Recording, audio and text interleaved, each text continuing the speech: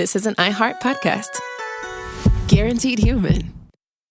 Support for the show comes from Public, the investing platform for those who take it seriously. On Public, you can build a multi-asset portfolio of stocks, bonds, options, crypto, and now generated assets, which allow you to turn any idea into an investable index with AI. It all starts with your prompt. From renewable energy companies with high free cash flow to semiconductor suppliers growing revenue over 20% year over year, you can literally type any prompt and put the AI to work. It screens thousands of stocks, builds a one-of-a-kind index, and lets you backtest it against the S&P 500. Then you can invest in a few clicks. Generated assets are like ETFs with infinite possibilities, completely customizable and based on your thesis, not someone else's. Go to public.com/podcast and earn an uncapped 1% bonus when you transfer your portfolio. That's public.com/podcast. Paid for by Public Investing. Brokerage services by Open to the Public Investing Inc. Member FINRA and SIPC. Advisory services by Public Advisors LLC, SEC registered advisor. Generated assets is an interactive analysis tool. Output is for informational purposes only and is not an investment recommendation or advice. Complete disclosures available at public.com/disclosures. Do you want to find a stress-free way to buy your next car? Start at CarMax and shop your way. And if you want to browse with confidence, get pre-qualified online with no impact on your credit score and shop cars within your budget. From luxury cars to family rides, CarMax has options for almost every price range, including more than 25,000 cars priced under $25,000. So, hey, want to get started? Just head to CarMax.com for details and get pre-qualified today. Want to drive? CarMax. Wasn't that delicious? So good. Your bill, ladies. I got it. No, I got it. Seriously, I insist. I insisted first. Oh, don't be silly. You don't be silly. People with the Wells Fargo Active Cash credit card prefer to pay because they earn unlimited 2% cash rewards on purchases. Okay, rock, paper, scissors for it. Rock, paper, scissors, shoot. No! The Wells Fargo Active Cash credit card. Visit wellsfargo.com/activecash. Terms apply. $30 concert tickets are on sale now. It's Summer of Live, presented by Live Nation. $30 tickets to over 4,000 shows now through May 5th. Tickets are going fast, so don't miss your chance to see Kesha, Kid Cudi, Luke Bryan, MGK, the Pussycat Dolls, and so many more. Make it a summer of live music. $30 concert tickets this week only. Go to livenation.com/summeroflive. Cool Zone Media. Hey everybody, Robert Evans here, and I wanted to let you know this is a compilation episode. So every episode of the week that just happened is here in one convenient and with somewhat less ads package for you to listen to in a long stretch if you want. If you've been listening to the episodes every day this week, there's going to be nothing new here for you, but you can make your own decisions. Hey everybody, this is It Could Happen here, and I am Robert Evans, and initially, this was supposed to be a slightly different episode. I have been pondering over the fact recently that I feel weirdly optimistic, particularly in the last couple of weeks, especially compared to a lot of the people that I know and spend time around. And I think it's because I've been interpreting some of the same pieces of news differently than they have, and because I've been coming across some different pieces of information than they have. And I wanted to kind of walk people through why I've been feeling so optimistic. And so I wrote something and I recorded it around Thursday of last week. And then over the weekend, a gunman attacked the White House Correspondents' dinner. And actually, this hasn't really changed any of my overall feelings. We'll talk about that this week, probably on ED. But I did make some alterations to the episode as a result of that, although I do think it reinforces my primary point, which is that the political era that we now find ourselves in is one dominated by extremophiles. Extremophiles are organisms with unique cellular and molecular mechanisms that allow them to survive and thrive in extreme habitats. I'm talking about places like volcanic vents at the very bottom of the ocean or the Dead Sea. If you've ever wondered why it's called the Dead Sea, it's because for a very long time, people thought it was too salty to host any life. Modern research has disabused us of this notion. The Dead Sea hosts life, it's just weird life, because the Dead Sea is a weird place. The term extremophile was coined in 1974 by R.D. McElroy to describe microorganisms scientists were increasingly finding in places that should have been devoid of life. The word is a hybrid term that literally means love of extremes, And while it is usually used in a scientific context to describe small organisms in very odd locations, some experts have, over the years, pointed out that the label might well apply to humans too. In the journal article All About Extremophiles, Johns Hopkins University's James A. Coker wrote that, quote, "Despite common perception, most of Earth is what is often referred to as an extreme environment. Yet to the organisms that call these places home, it is simply that, home. They have adapted to thrive in these environments and, in the process, have evolved many unique adaptations at the molecular and atomic level." In our human-centric view of the planet Earth, we tend to think of ourselves as being in the Goldilocks zone, not too hot or too cold, protected from radiation, and filled with all the things necessary for life to exist. To some extent, this is true. However, this view keeps us from acknowledging several basic facts, including that the Earth is mostly a cold place. Over 90% of its oceans are at or below 5 degrees Celsius, and it has an average temperature of around 15 degrees Celsius, and several conditions we humans consider normal, i.e. 20% oxygen in the air, actually make us extremophiles from the point of view of other species. End quote. Now, I have a bad tendency to want to apply literal knowledge like this metaphorically to my understanding of politics. It's a bit of a sickness, but it also makes more sense sometimes than you'd expect. There's a tendency among many millennials and even Gen Z and Alpha kids, too young to have known the 90s, to look back on that decade as a sort of cultural Goldilocks zone, as if the brief period post-Cold War and pre-9/11 was some sort of cultural peak for our species, and everything since has been a slow downhill slide. People have different reasons for this. Some of them blame 9/11. Some people will argue that we were in that sweet spot where the internet existed and could tap you into cool and interesting things, but social media hadn't come along yet and ruined it all. Different people come up with different justifications for this.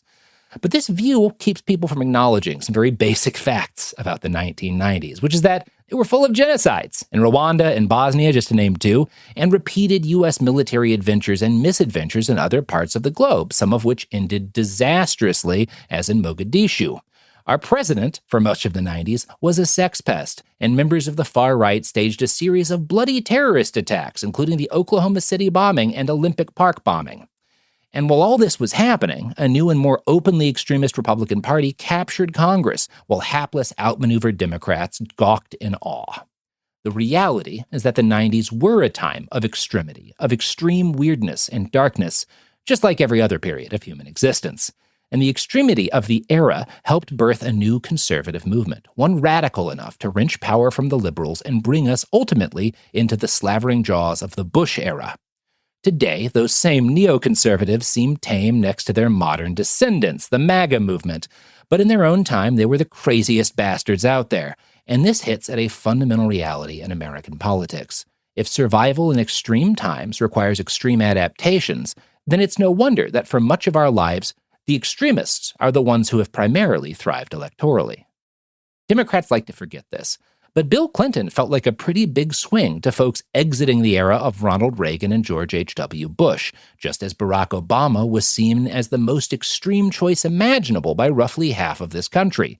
In fact, he was such an extreme choice that the conservative movement had to birth the Tea Party, and eventually the MAGA movement, in order to unseat the Democratic Party and repeal the changes from the Obama years in power. I like thinking about this stuff because I find it interesting that one common theme from evolutionary biology to modern politics is this. In extreme environments, extreme adaptations are necessary to survive.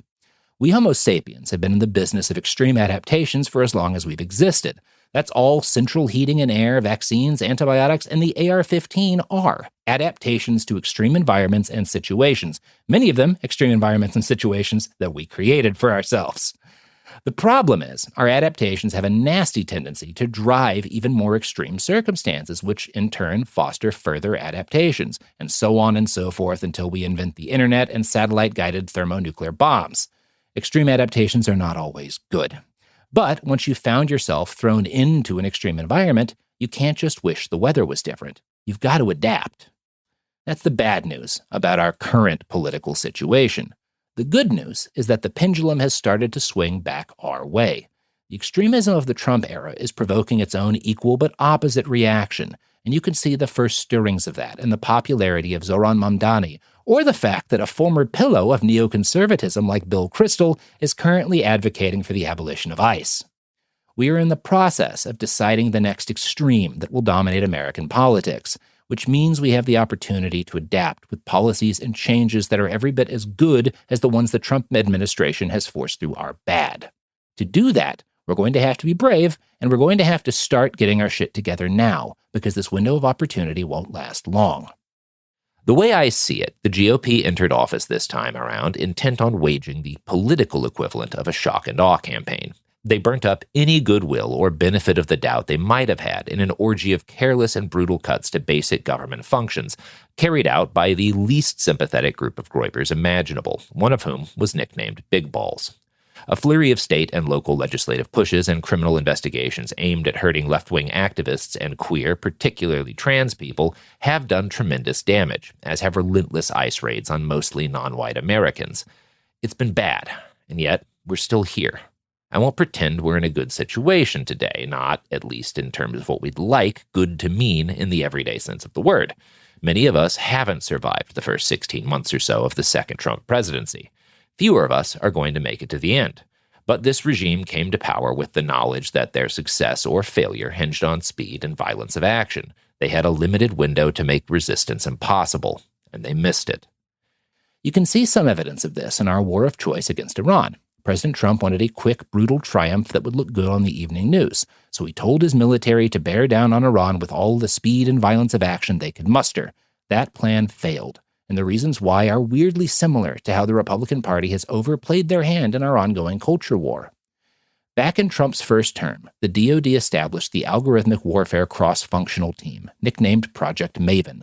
The goal of the project, as per Lieutenant General Jack Shanahan, was to automate the analysis of drone footage and other data humans previously would have gone over by hand in order to speed up the rate at which targets were identified and struck in wartime.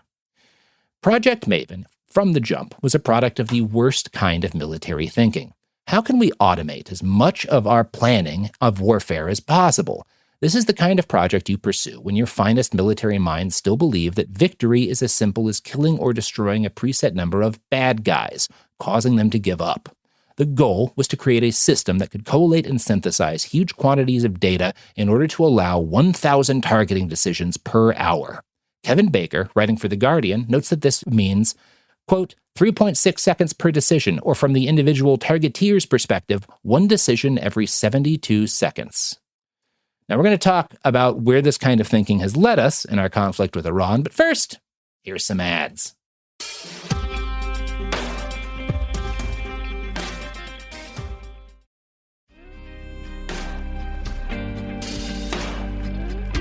We're back.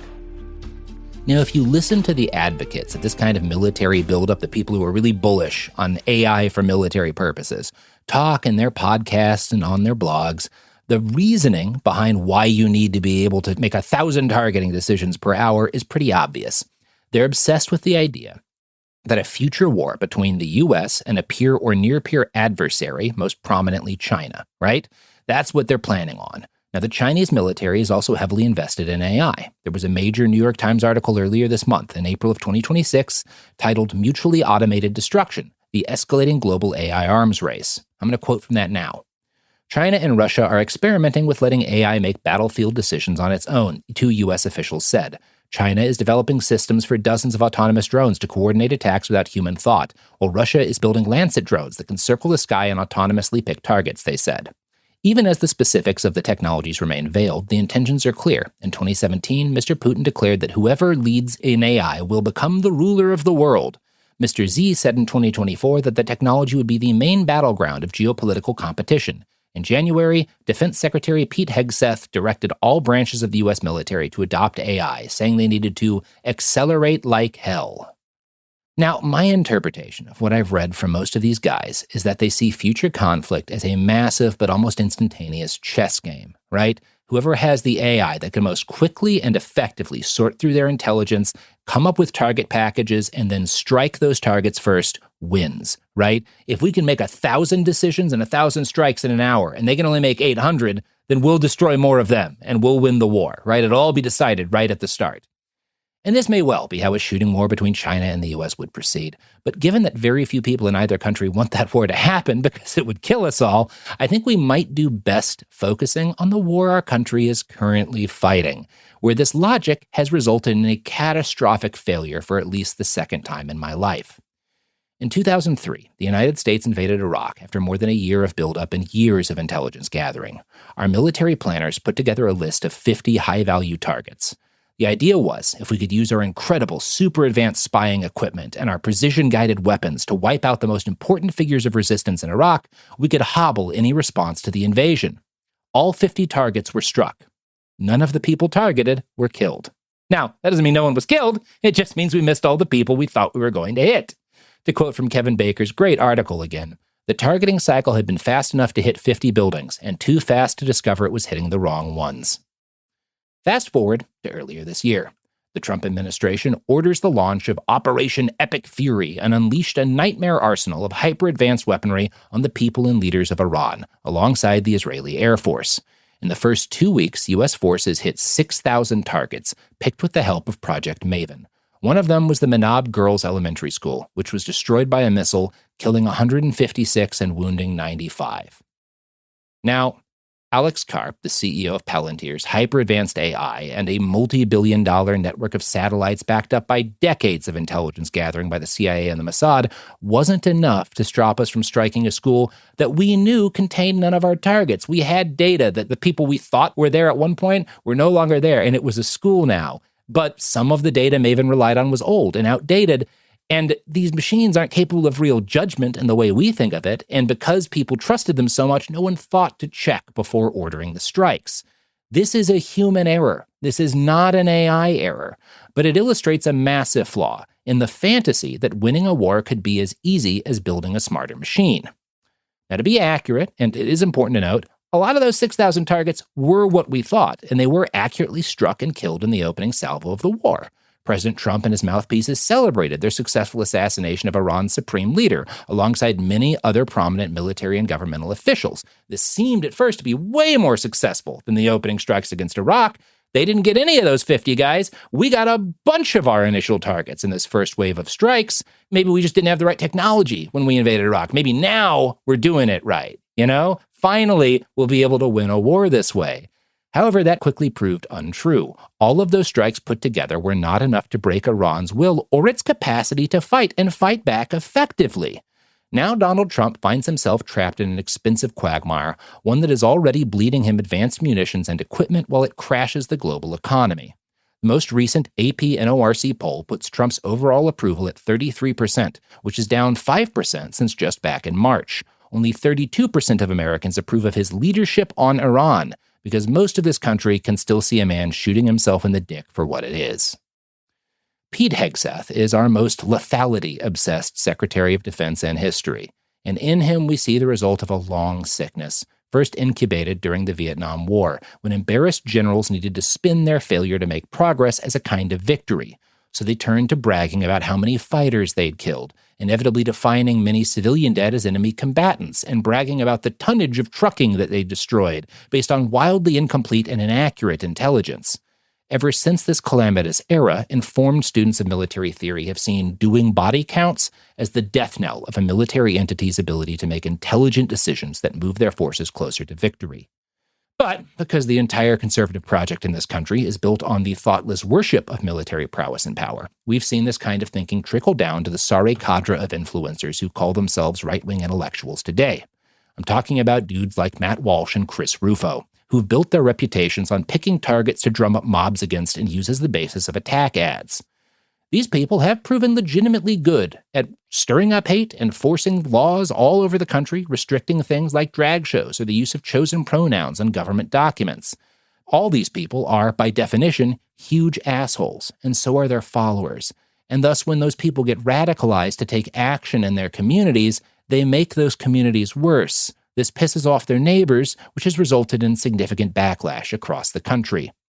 As an example, Moms for Liberty was formed in Florida on January 1st, 2021, by Republican activists and former school board members who were outraged about pandemic safety protocols in schools.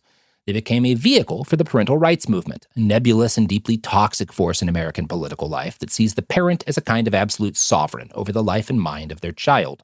Any influence that might lead that child to become a different kind of person than the parent envisions must be pruned away. The group used the then fresh moral panic over critical race theory as a lever from which to force themselves into American life. In June of 2021, they started filing what would become a long series of criminal complaints against books available in specific school libraries across the nation. Schools started removing books, and Moms for Liberty-inspired candidates began winning school board elections around the country. It looked, for a little while, like a popular wave of hysterical fear might yank America into a Fahrenheit 451-style future slightly ahead of schedule. But just a couple of years later, a funny thing happened. Moms for Liberty-backed candidates started losing major elections. First, a series of school board races in 2023 in Pennsylvania, Virginia, and Iowa. But even as the Biden administration careened towards a disastrous new election in 2024, one in which the far right seemed to have all the momentum, regular people kept rising up and organizing to protect their schools. One of the first was Karen Svoboda, a mother of 7 in Dutchess County, New York. In 2023, she told NPR reporter Jim Zaroli, "I looked into the local Facebook page of Moms for Liberty and just browsed through some of the social media of some of these individuals, and what I saw was very upsetting. As a mom of kids who are members of that community, it was very concerning to think that these people would be trying to get onto the school board, because what does that mean for my kids?" So she started a group of her own, Defense of Democracy, which organized like-minded parents in her community to warn each other about Moms for Liberty. They defeated an entire slate of Moms for Liberty-backed candidates in 2023, all with the infrastructure of a Facebook page and weekly Zoom calls. And the really remarkable thing is that even while the 2024 election took over the national discourse and the Democratic Party completely shat the bed, people kept connecting and organizing in school districts across the country to fight for their children's educations. In November of 2025, the Houston suburb of Cypress, Texas, saw Democratic candidates sweep 3 school board seats and take the majority, ending 2 years of Republican dominance. This trend was repeated elsewhere that same month, per a Politico article by Liz Crampton and Madison Fernandez. Quote, "In Pennsylvania, Democrats flipped at least 24 school board seats, per an ongoing tally from progressive recruitment group Pipeline Fund. The under-the-radar trend was enabled by voters' increasing weariness with the culture wars that helped the MAGA movement engineer school board takeovers and generate hyper-local interest in politics as the COVID-19 pandemic raged. In addition to Texas, Republicans lost seats in the suburbs of Columbus, Ohio, and the national battleground of Pennsylvania, the result of well-funded campaigns orchestrated by local leaders." Now, one of my favorite details from that piece is a quote from one of the new school board members, Leslie Gilmart, who stated, "Folks just wanted their school boards to be boring again. They wanted normalcy. Once the board was taken over by a super-partisan extremist majority, folks across the political spectrum were dismayed."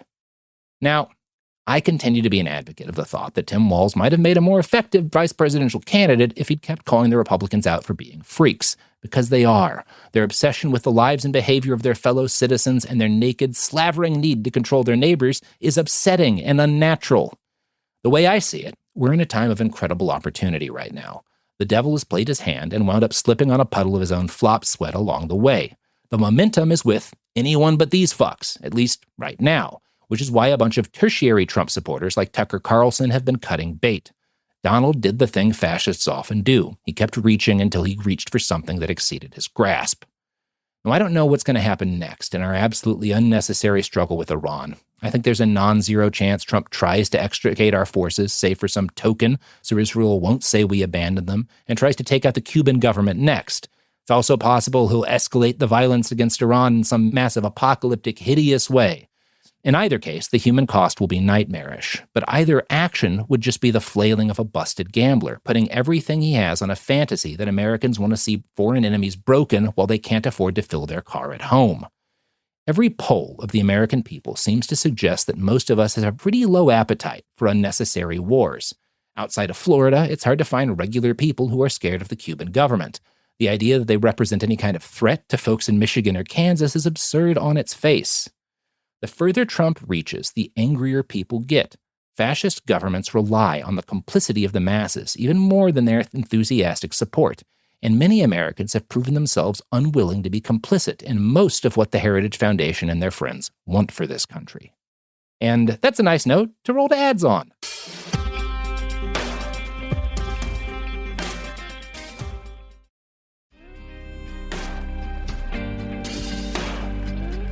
We're back.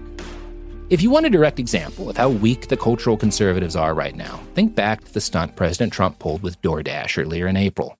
He ordered several bags and had them delivered by a dasher who was there to get photographed praising the president's no tax on tips policy. While they were standing outside the Oval Office, Trump asked the dasher if they thought trans women should be allowed to compete in women's sports.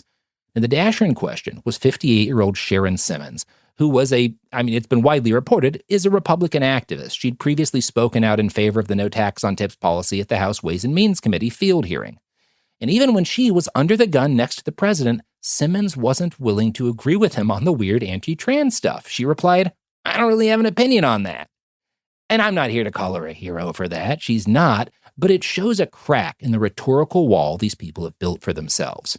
A Republican can't just support low taxes now. They have to endorse a whole raft of psychotic vengeance politics and anti-scientific views that are deeply alienating to anyone who has a chance of being called normal. Any discussion of life after Trump nowadays has to include an acknowledgement of the big lurking question of our age. What if he won't give up power? And that's a bigger question than just Trump. A large number of government officials, of elected leaders, military officers, and law enforcement officers have implicated themselves in the crimes and what we might call the ought-to-be crimes of this administration. It's not unreasonable to ask, what if they won't leave power without a fight? And I don't have a comprehensive answer for you that I feel comfortable putting in the last couple of pages of a podcast script. But I will point out that just in the last month, as I write this, Viktor Orban and his entire political movement faced sweeping defeat at the polls. Orban had been previously referred to as a quasi-dictatorial figure. He was the leader of the Hungarian government, and he had led a massive right-wing crackdown that attacked schools, that attacked the LGBT movement, and that became a major funder for much of our own right-wing movement. It's come out that the Orban government was sending money, helping to fund CPAC. They were sending money to specific right-wing influencers like Rod Dreher. And despite the fact that Orban was the guy that people like Tucker Carlson a couple years ago was saying, this is the future of American politics, Orbanism is what we want, despite that fact, when they lost an election, he and his cronies backed down without a fight. Now, ultimately, they did this because they still think they're bulletproof, right? We've got enough people in the government that we can stop Peter Magyar, the new guy, from doing any damage to us, right? And thus, temporarily leaving power is an acceptable sacrifice because that lets us avoid a civil war, and the rest of the EU won't look kindly on that. I'm sure that's a lot of their thinking. And obviously, the U.S. is in a very different position geopolitically. But the rapidity with which some former Trump stalwarts like Marjorie Taylor Greene and Alex Jones and Tucker Carlson have abandoned MAGA suggests one thing. They think it's more personally profitable for them to not be seen standing next to the president or the MAGA movement right now. And here's more good news. Remember how basically every social network is now owned by an openly evil right-wing billionaire? Well, Americans have responded to this by discarding social media in ever-growing numbers. This has been about one of the most consequential shifts of the last few years. And just this week, the University of Amsterdam professor Peter Thornburg published a study on shifts in U.S. social media use from 2020 to 2024. Quote, online platform reach declined, driven by growth in the share of Americans, especially the youngest and oldest cohorts, who report using no social media. Visiting and posting activity on Twitter/X and Facebook have fallen by nearly 50% since 2020, with the decline on Twitter X driven primarily by reduced participation among Democratic users. Now, this is broadly speaking a good thing for the mental health of Americans overall and for the future of our body politic. But the Americans who remain in social media aren't all doing so hot. Over the same time period, traffic on Twitter and Facebook grew markedly more right-wing as both sites shrank. In his paper, Thornburg warns, as casual users disengaged while polarized partisans remain vocal, online discourse becomes narrower and more ideologically extreme. Or, in other words, as the algorithms that govern what gets seen on these shrinking social media sites reward more extreme content, less extreme users leave, and the ones who succeed and become more widely shared are the most extreme. It's, another extremophile kind of situation. Part of why the people near Trump all believe they're winning is they live in these same internet fever swamps, and they've gotten used to the internet mattering a lot more than it does right now. I don't mean to suggest that what happens online isn't important, but that importance has been softened by the sheer deluge of AI slop, spam, and weird right-wing propaganda that we've been forcibly drowned in for years. Less people are using these things than they used to, which means their reach has declined because people find them off-putting and gross. The data shows that folks, particularly over 65 and under 24, are increasingly fed up with not just social media, but the whole state of affairs we've been locked in politically. In the recent Virginia governor's race, Democrat Abigail Spanberger won by a comfortable margin. Republicans devoted a huge amount of their budget against her to anti-trans attack ads, riding high off their inaccurate belief that anti-trans propaganda had won Trump the re-election in 2024. But only 4% of voters in that election listed transgender policies as a top issue. Now, that alone might just point to the overwhelming impulse towards centrism shared by much of the American middle class. People don't like to stand out, particularly as a political radical. But a year after Spanberger's election, a majority of Virginia voters approved a radical redistricting measure. This was entirely framed as a response to the Republican Party fighting for the right to redistrict several states in their favor. The usual chorus of voices piped up to say, oh, I don't know, guys, we shouldn't do the same thing they keep doing in order to defend ourselves. That doesn't seem fair. And this time, thank goodness, most people ignored them. The controversial measure outperformed Kamala Harris by 8 points. And yes, a federal judge did immediately rule the measure unconstitutional, but you know how these things go. We're off to a series of court battles now, and however those end up, two useful things have been accomplished. The liberal majority of a state has banded together to fight the Republicans on their own terms, and a clear message has been sent to those same people that Republicans benefit from a different set of laws than Democrats. Now, any anarchist or leftist political organizer you've ever known would have told you the right wing always benefits from an interpretation of the law that, gee shucks, seems to deny their opponents the right to do the same things in self-defense. It's bad that things work this way, but good for rank-and-file liberals to be reminded of that reality. If it weren't, the current gatekeepers of our news media wouldn't be rallying so hard against this measure. The same day I wrote all of this, the Washington Post published an opinion column by Theodore Johnson titled, Why Virginia Went Back on Its Word. It opens with a particularly idiotic paragraph. Partisanship did its best impression of democracy in Virginia on Tuesday. Voters approved a referendum permitting the state's congressional districts to be redrawn to help Democrats win 4 additional seats. It's retaliation to recent redistricting by Texas to hand Republicans 5 more seats at the behest of President Donald Trump. It's a red versus blue tit-for-tat over who can gerrymander more efficiently, a necessary evil, the parties say, to protect democracy.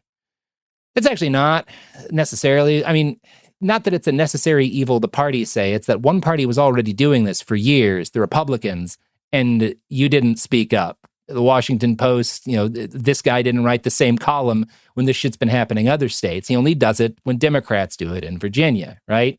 And I also might point out to Theo that a majority of voters approving a measure is democracy. If your only concern is the overall health of democracy, redistricting that favors Democrats merely corrects a structural imbalance in our political system that favors loosely populated rural areas with an unfair proportion of political power and marginalizes the greater number of citizens who live in urban areas and tend to vote Democrat.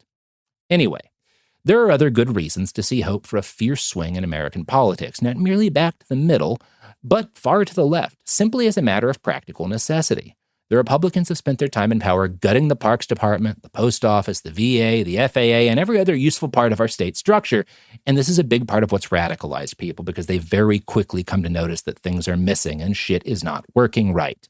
For decades, the government has been the enemy to millions of Americans who went out in the world and relied on government services every day of their lives. And yes, that's irritating and unfair, and no, we don't have time to fix that right now. What we can do is use the fact that the Republicans broke all these systems to point out to people, actually, you don't hate it when the government does stuff. You just hate the way Republicans run the government and the fact that the Democrats have usually been too scared to push for policies as extreme as they need to, right? This is an opportunity to convince a lot of people, oh shit, paying taxes to support a vibrant civil society with extensive and functional infrastructure is a lot better than letting big balls delete half of civil service, right? That's, I think, the opportunity we have right now. And pushing that basic line on as many Americans as possible in the next 2 years is, I think, one of the most important things we can do at the moment. Along with that, we need to keep building support for enforcement of consequences against the cadre of billionaires and their lackeys who have been robbing our shared heritage blind this whole while. If I had my way about it, I'd point out to people that there are an awful lot of billionaires who we knew colluded to take over the federal government and put something like Elon Musk's Doge in place. You can just see that in some of the texts between Mark Zuckerberg and Elon Musk. These people are enemies of the state with an awful lot of money that we could confiscate to do things like replace the books Moms for Liberty tore out of public libraries. Now, we also need to seek consequences for the criminals who have weaponized the organs of the state to fight their war against transgender Americans. This is an issue you can, in fact, get centrist voters to support. The average swing voter may not be particularly woke on gender theory, but they don't like seeing the government bully people who are just trying to get by. The widespread suffering created by the MAGA movement also creates potential for widespread solidarity between its victims.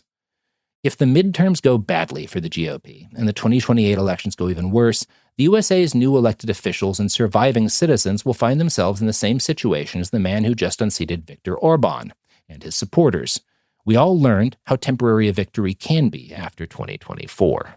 I've seen more than a few comments online by liberals who decided Orban's defeat was a good time to attack a strawman caricature of a leftist, and these posts were generally laughing at this idea that a lot of people on the left express, that electoralism can't defeat fascism. Now, I do share a frustration with the blanket rejection of electoral politics that some people on the left champion, but every online and real-life lefty that I know was thrilled to see Orban get the boot. However, they all did share a fear, and this is one fear that I've seen in common with every analyst and expert on Hungarian politics that I've read, which is winning the election isn't going to be enough for Magyar. Orban is an extremist, someone who took power because things were extremely shitty in Hungary, and voters got angry enough to vote for a guy who promised to burn things down. They did come to regret that, but things are still extremely bad in Hungary.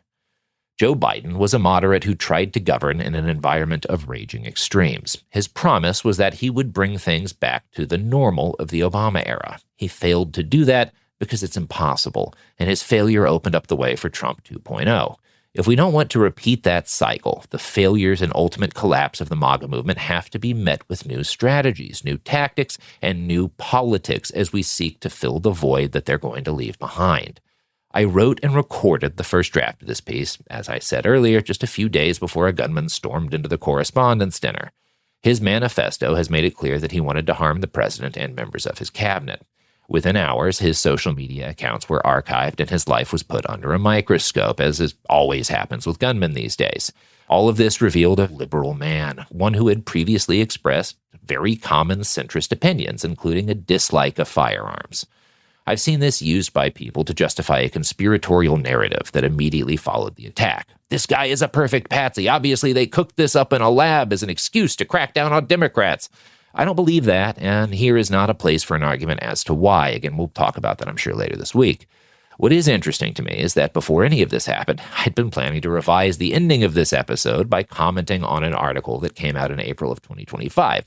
It's published by Axios, and the title was, Democrats Told to Get Shot for the Anti-Trump Resistance. Here's a quote from that article. At town halls in their districts and in one-on-one meetings with constituents and activists, Democratic members of Congress are facing a growing thrum of demands to break the rules, fight dirty, and not be afraid to get hurt. One of the lawmakers that they talked to for that article related a conversation that he'd had in a meeting with a constituent. Quote, I actually said in a meeting, when they light a fire, my thought is grab an extinguisher. And someone at the table said, have you tried gasoline? So many regular liberals are embracing extreme rhetoric and measures today because they know on some level that that's the only way you survive in an extreme environment. We see this in the thousands of normies in Minneapolis who have been willing and eager to confront armed federal agents in bathrobes and risk their own life and limb to protect their neighbors from ICE. And we've also seen a very dark reflection of that in the actions of that gunman last weekend. Now, the fact that an educated and informed 31-year-old man decided to buy a firearm that he hated and attack the president represents many failures. One of them is a failure of the Democratic Party and the Liberal Project to provide him with anything that felt like a useful outlet for his rage and hopelessness. When people start talking and acting like this guy was acting, you can either throw your hands up and back away, or you can try like hell to present them with a counteroffer. In this case, I mean a set of policies, activist campaigns, and organized actions to make this country a less horrific place. The victory and wild popularity of Zohran Mamdani is proof that you can, in fact, do this, even in 2026. The widespread support for formerly extreme positions, like abolishing ICE, taxing billionaires, radically redistricting states, halting the construction of data centers, and expanding and packing the Supreme Court, are more than enough evidence to show that people will get in line to back a candidate and a party who promises radical change. Moreover, everything I've seen lately suggests that people are starving for a movement like this, hungry for their own candidate who feels like Mamdani, hungry more than anything to feel hopeful again. When Oregon Senator Ron Wyden posted "See you at Nuremberg 2.0" after Kristi Noem got fired, I watched a coalition of left-wing radicals and centrist Dems who never came together over anything else express wild glee at the very thought. We can do this. We have the tools and we have the opportunity. It's going to take a big, bold step into the unknown, but that's our only option, besides waiting until we get another chance to look through the social media archives of a gunman.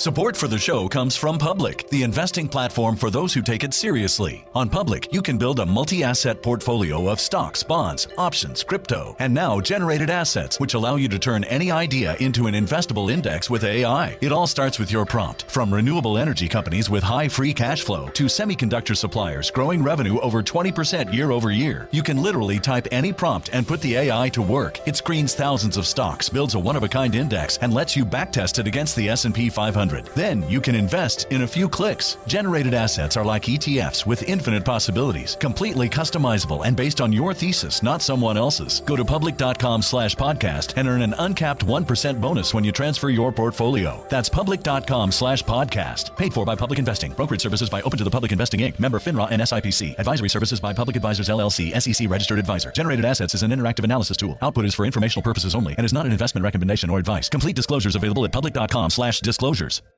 $30 concert tickets are on sale now.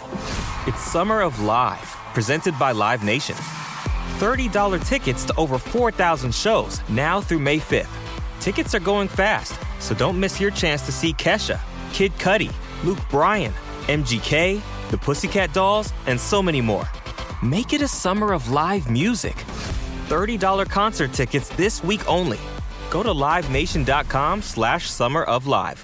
This week on Point Game with me, CJ Toledano, and Isaiah Thomas, IT reveals a behind-the-scenes secret from his legendary 2017 Round 2 series against the Wizards. Take a listen. I get hit by a screen or something, my tooth comes out, fam. It comes out. Nobody knows this either. It drops. I'm like, what's in my mouth, fam? I tell the doctor, I'm like, fam, my tooth, it just dropped in my mouth. He's like, no, it didn't. I'm like, look at this, right? So at halftime, they have a backup tooth back there. A backup tooth? What is a backup tooth? Exactly. A temporary tooth, fam. This has been brought to you by DraftKings. The crown is yours. Point Game with Isaiah Thomas and CJ Toledano releases new episodes every Tuesday on iHeartRadio or wherever you get your podcasts. And be sure to download the DraftKings Sportsbook app now and use code POINTGAME to claim your profit boost. That's code POINTGAME to get a boost every day of the NBA playoffs. In partnership with DraftKings, the crown is yours. Gambling problem? Call 1-800-GAMBLER or 1-800-MY-RESET. New York, call 877-8-HOPE-NY or text HOPE-NY. Connecticut, call 888-789-7777 or visit ccpg.org. On behalf of Boot Hill Casino in Kansas, wager tax pass-through may apply in Illinois, 21 plus in most states, void in Ontario. Restrictions apply. Bet must win to receive bonus bets which expire in 7 days. Minimum odds required. For additional terms and responsible gaming resources, see dkng.co/audio. Limited time offer. This is Jacob Goldstein from What's Your Problem? Business software is expensive. And when you buy software from lots of different companies, it's not only expensive, it gets confusing, slow to use, hard to integrate. Odoo solves that because all Odoo software is connected on a single affordable platform. Save money without missing out on the features you need. Odoo has no hidden costs and no limit on features or data. Odoo has over 60 apps available for any needs your business might have, all at no additional charge. Everything from websites to sales to inventory to accounting, all linked and talking to each other. Check out Odoo at odoo.com. That's odoo.com.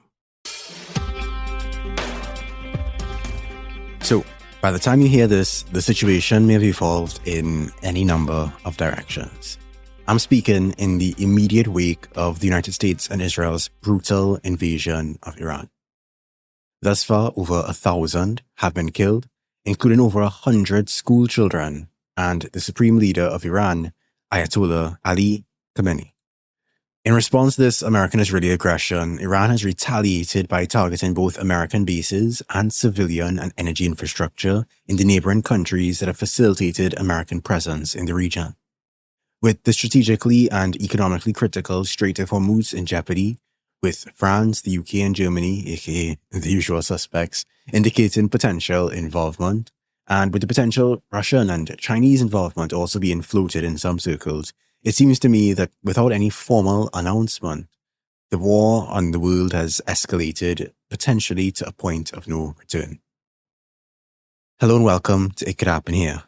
I'm Andrew Sage, Andrewism on YouTube, and I'm joined again by... It's James. Hi Andrew, how are you doing? As well as I can be. Yeah, that's about the best we can hope for these days, isn't it? Yeah.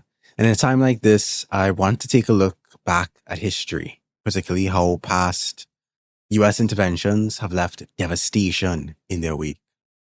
Today, I want to look at the fate of Libya, a country still dealing with the simmering tensions following the end of the post-intervention civil war. So I suppose we should begin in mid-February in 2011, when the Arab Spring was sweeping the Middle East and North Africa.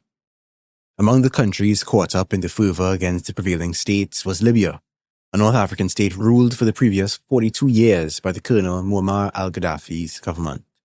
Masses had taken to the streets across the country, starting in Benghazi. The government had some successes in putting down the revolt, killing hundreds of rebels and demonstrators alike, and some failures, as the masses managed to hold position. The people had many motivations, spanning Islamist to democratic to militant to tribal to just disaffected, against a government intent on its continued survival. Revolutions, uprisings, protests, revolts, they tend to be messy affairs. I'm sure, James, you're well aware of that. Yeah.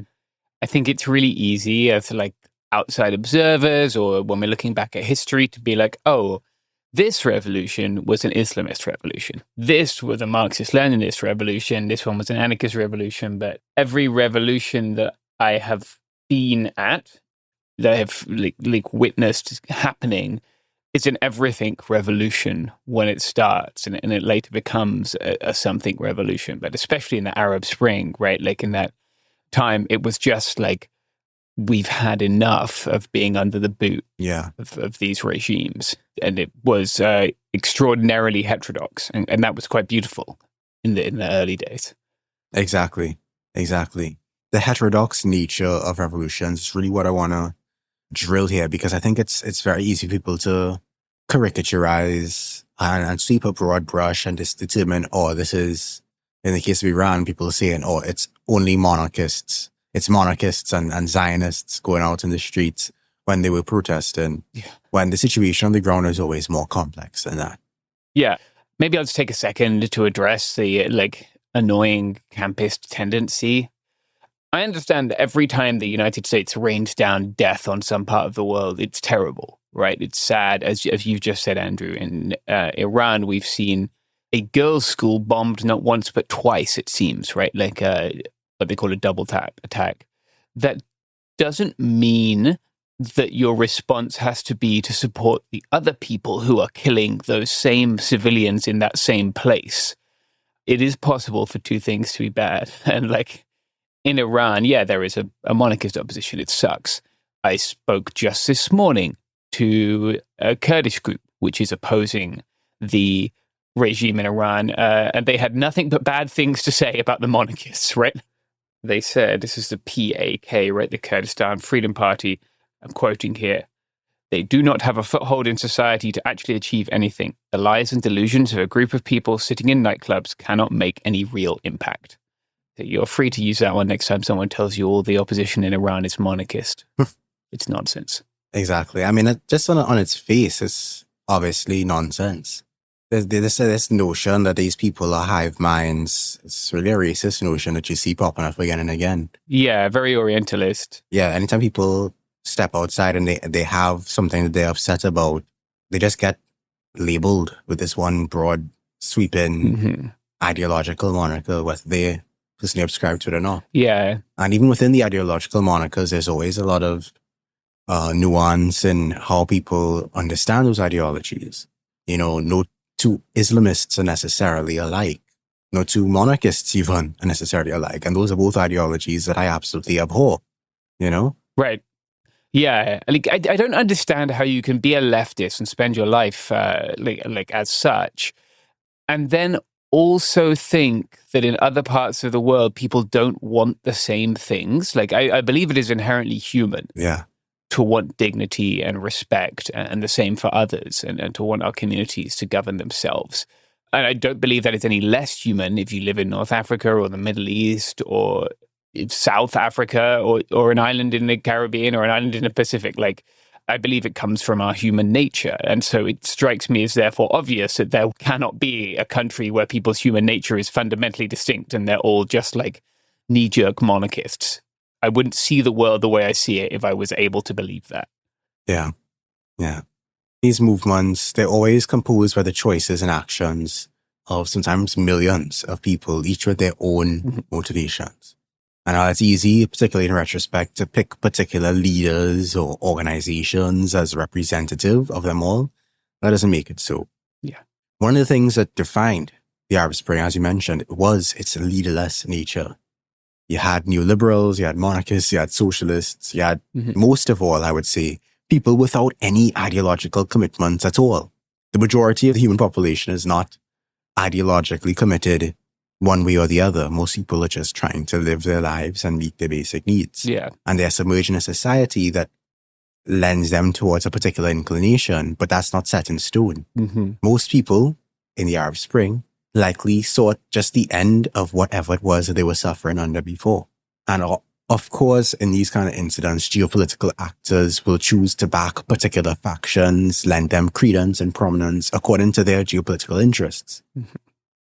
But don't give them undue credit. During the Cold War, for example, the US would have backed rebellions that they believed would benefit them, and vice versa, the USSR backed rebellions that they thought would benefit them. And even today, the US is claiming to care about freedom, but has continued to work with the Saudis, who infamously invaded Bahrain to crush the Arab Spring that occurred there. Yeah. And at the time, France's love for democracy didn't exactly match their offer to aid Algeria and Tunisia in putting down their own Arab Springs.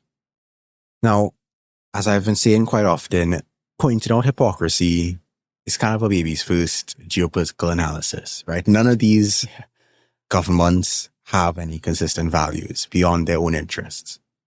But I think it's important to make this kind of heterodoxy in movements clear, to contextualize what happened next.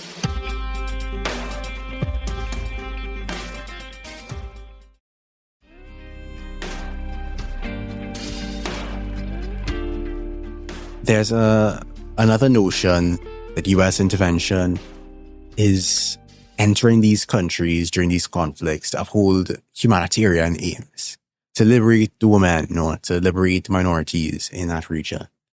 The United States, like all governments, is opportunistic, right? It is taking advantage of often genuine struggles by people to serve its own situational goals without a care for what happens to those people, either openly intervening or covertly intervening.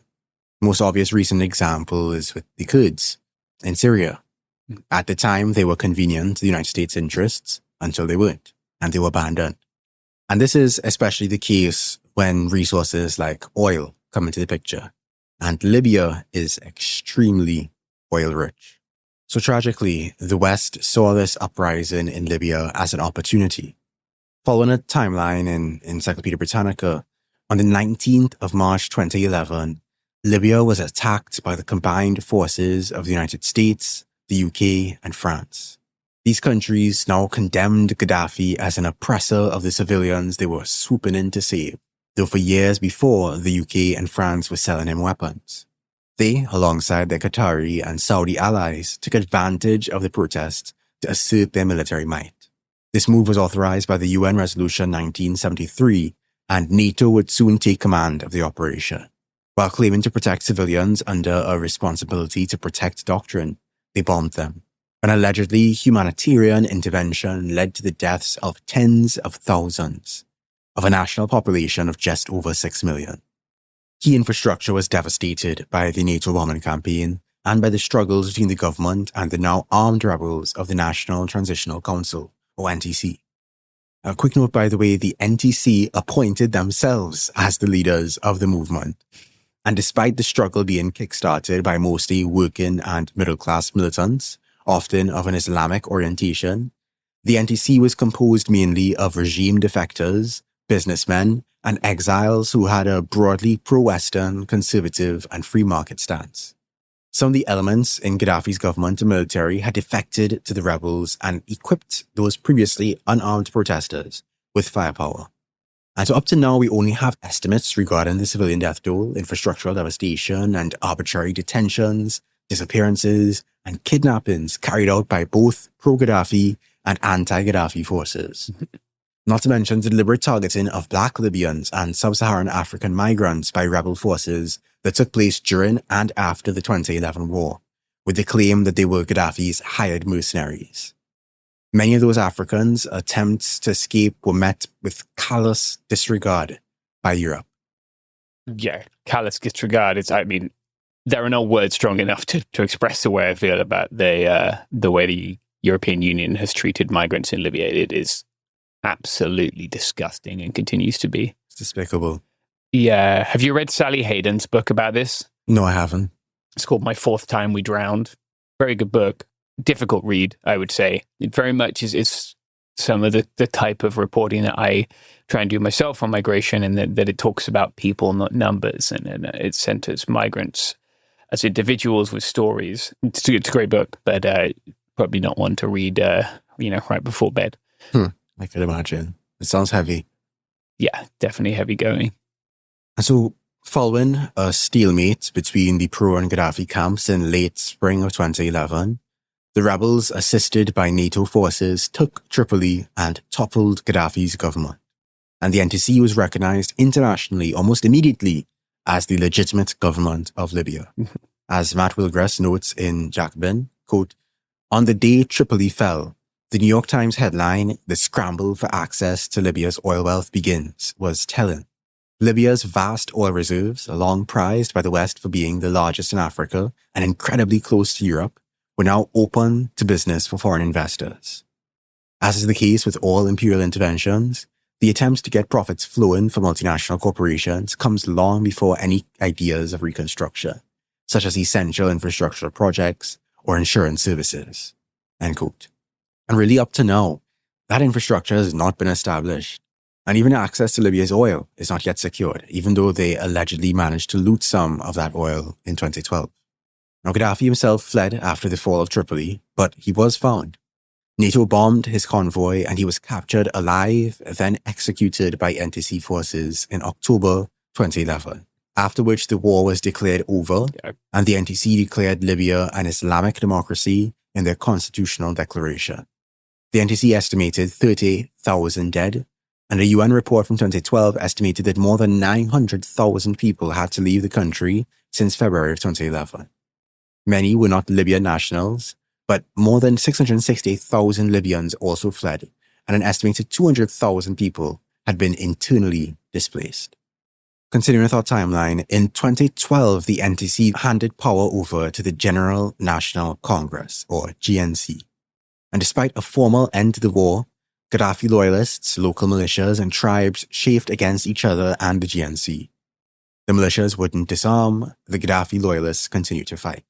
And the GNC failed to put forward a new constitution. So in 2014, they were ousted by the newly elected House of Representatives.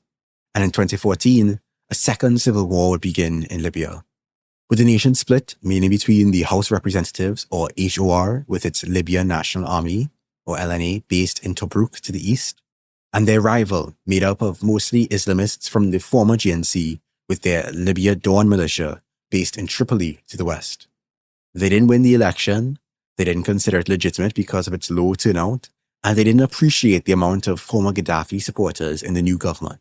So they rose up to fight, claiming to be the National Salvation Government, or NSG. So you have the HOR and you have the NSG. Beyond these two factions, you also had an Al-Qaeda-affiliated militia and the Islamic State, both engaged in an insurgent struggle around the country, sometimes holding entire cities. Eventually, the two governments came together to sign the LPA, the Libyan Political Agreement, to form the Interim Presidential Council and Government of National Accord, or GNA, in late 2015. But that attempt at cohesion didn't really work out, as the UN-backed GNA, now based in Tripoli, couldn't consolidate power. By the end of 2016, factions affiliated with the NSG still resisted the GNA, and the HOR, still based in Tobruk, refused to endorse the GNA's appointments. So they went from having two competing governments to kind of having three, though the main opposing forces were now the GNA and the HOR. The GNA was backed by Turkey, Qatar, and the EU, especially Italy, and the UN, while the HOR was backed by Egypt, Russia, Saudi Arabia, Jordan, the United Arab Emirates, and to some extent France, who technically recognized the GNA, but also provided support to the HOR for their struggle against the Islamists. The US was also supposed to be backing the GNA, but Trump jumped out to praise the HOR at one point, so the US's position was exposed as a lot more ambiguous in practice. Yeah.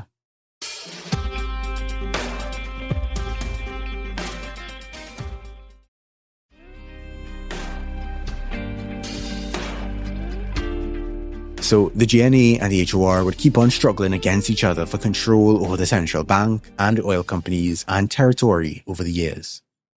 By the end of one particularly significant offensive in 2019, which saw the country's largest oil field brought under HOR control, the situation was such that the HOR's leverage came from their control over the oil fields, and the GNA's leverage was that it was internationally recognized and could legally sell the oil.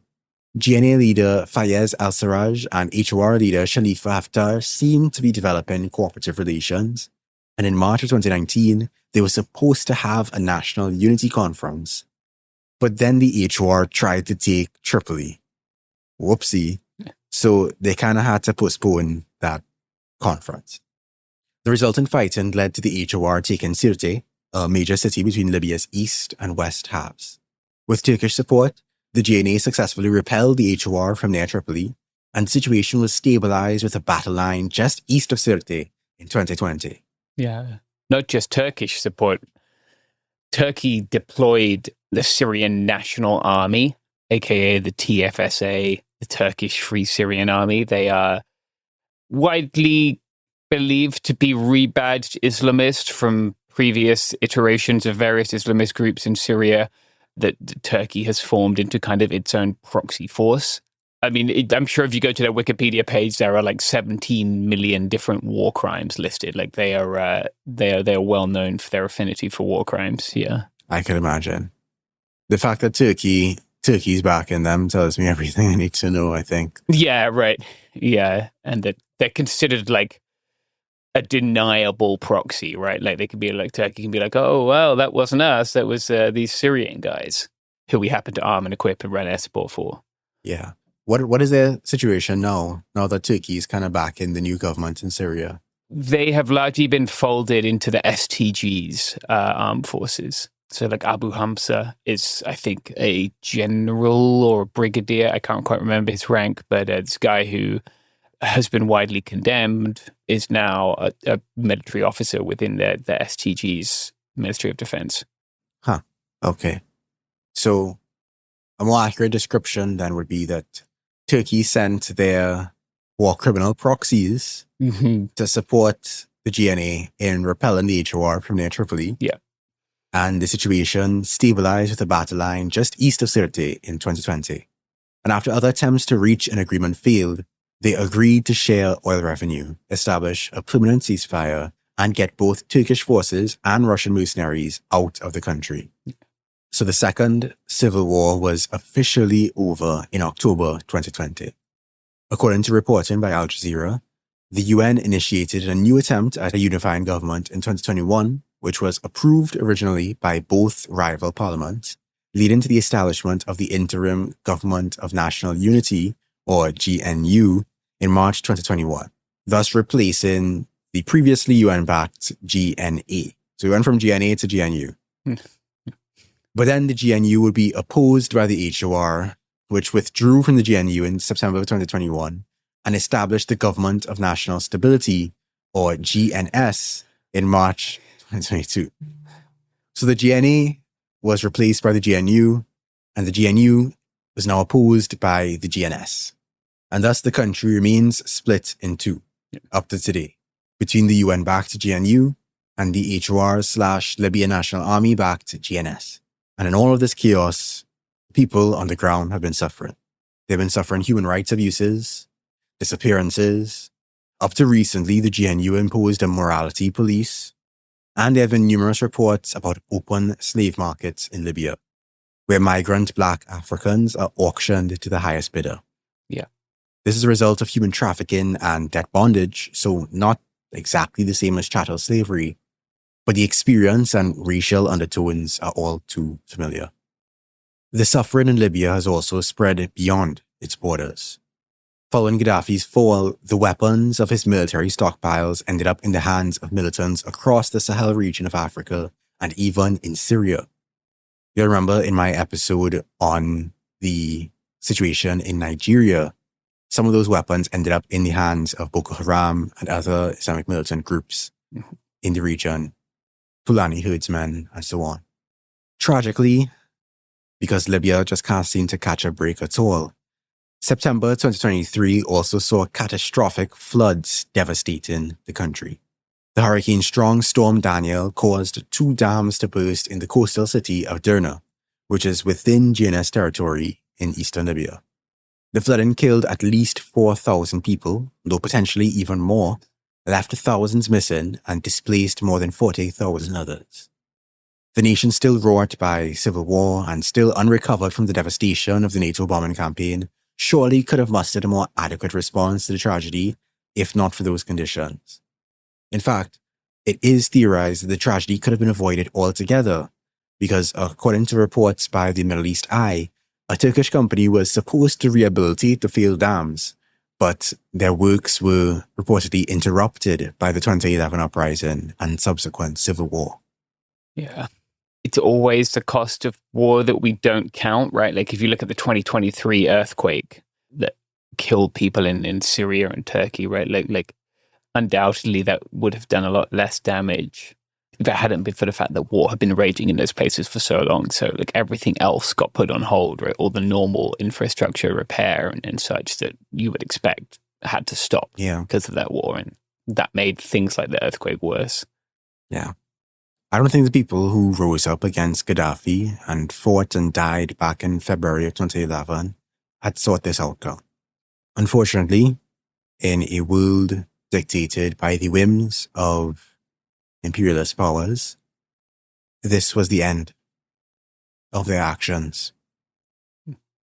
I don't want people to get it twisted though, because in the time since, as people have observed the devastation wrought by these civil wars, there has been an effort to almost whitewash Gaddafi and to limit our vision of possibilities to a binary of either perpetual Gaddafi rule on one end or perpetual civil war on the other end.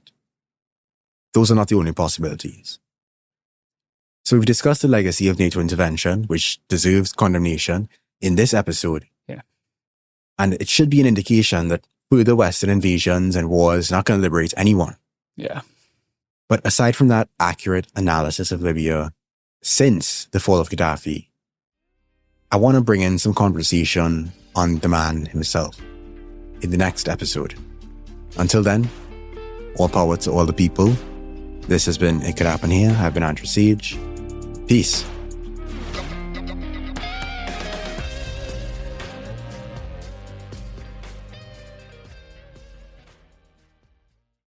Support for the show comes from Public, the investing platform for those who take it seriously. On Public, you can build a multi-asset portfolio of stocks, bonds, options, crypto, and now generated assets, which allow you to turn any idea into an investable index with AI. It all starts with your prompt. From renewable energy companies with high free cash flow to semiconductor suppliers growing revenue over 20% year over year, you can literally type any prompt and put the AI to work. It screens thousands of stocks, builds a one-of-a-kind index, and lets you backtest it against the S&P 500. 100. Then you can invest in a few clicks. Generated assets are like ETFs with infinite possibilities, completely customizable and based on your thesis, not someone else's. Go to public.com/podcast and earn an uncapped 1% bonus when you transfer your portfolio. That's public.com/podcast. Paid for by Public Investing. Brokerage services by Open to the Public Investing Inc. Member FINRA and SIPC. Advisory services by Public Advisors LLC, SEC registered advisor. Generated assets is an interactive analysis tool. Output is for informational purposes only and is not an investment recommendation or advice. Complete disclosures available at public.com/disclosures. $30 concert tickets are on sale now. It's Summer of Live, presented by Live Nation. $30 tickets to over 4,000 shows now through May 5th. Tickets are going fast, so don't miss your chance to see Kesha, Kid Cudi, Luke Bryan, MGK, the Pussycat Dolls, and so many more. Make it a summer of live music. $30 concert tickets this week only. Go to livenation.com/summeroflive. This is Jacob Goldstein from What's Your Problem? Business software is expensive, and when you buy software from lots of different companies, it's not only expensive, it gets confusing, slow to use, hard to integrate. Odoo solves that because all Odoo software is connected on a single affordable platform. Save money without missing out on the features you need. Odoo has no hidden costs and no limit on features or data. Odoo has over 60 apps available for any needs your business might have, all at no additional charge. Everything from websites to sales to inventory to accounting, all linked and talking to each other. Check out Odoo at odoo.com. That's odoo.com. Protect your pet with insurance from Pets Best. Plans start from less than $1 a day. Visit petsbest.com. Pet insurance products offered and administered by Pets Best Insurance Services, LLC, are underwritten by American Pet Insurance Company or Independence American Insurance Company. For terms and conditions, visit www.petsbest.com/policy. Products are underwritten by American Pet Insurance Company, Independence American Insurance Company, or MS Transverse Insurance Company, and administered by Pets Best Insurance Services, LLC. $1 a day premium based on 2024 average new policyholder data for accident and illness plans, pets age 0 to 10. Hello and welcome to It Could Happen Here. I am Andrew Sage, Andrewism on YouTube, and joined again by... It's James again. Yes.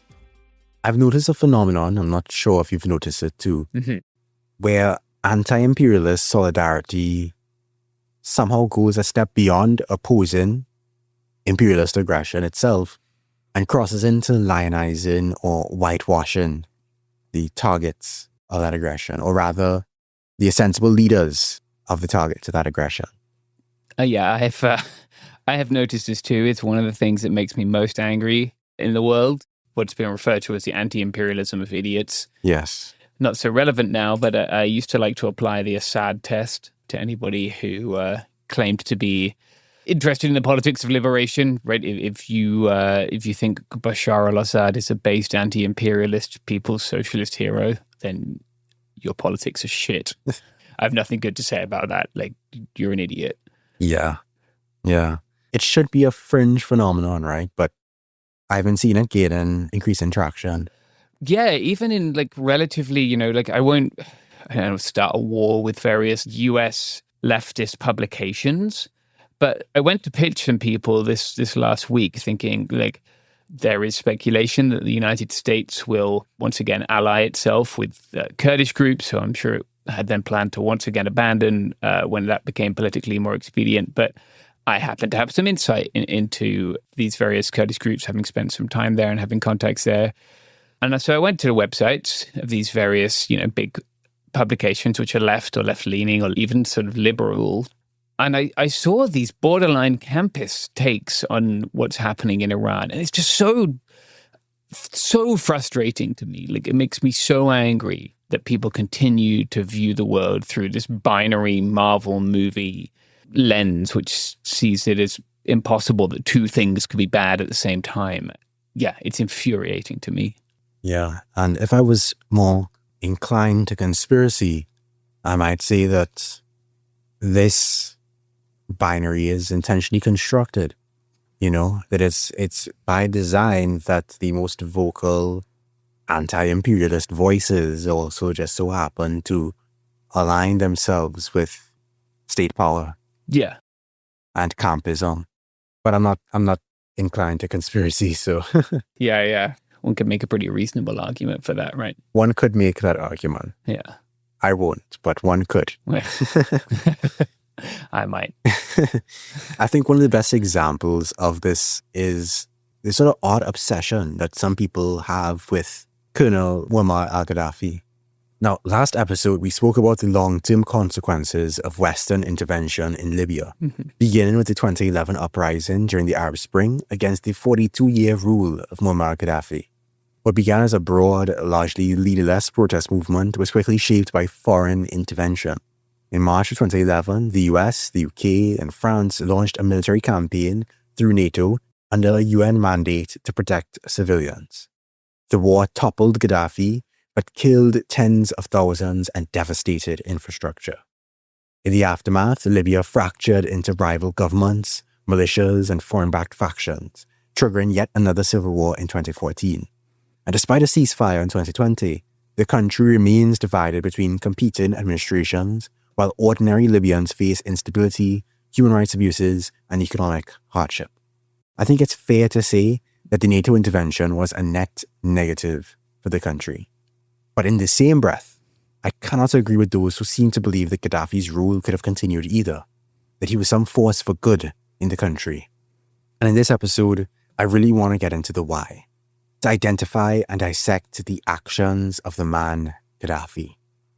According to his biography in Encyclopedia Britannica, Muammar al-Gaddafi was born in 1942 near Sirte, Libya.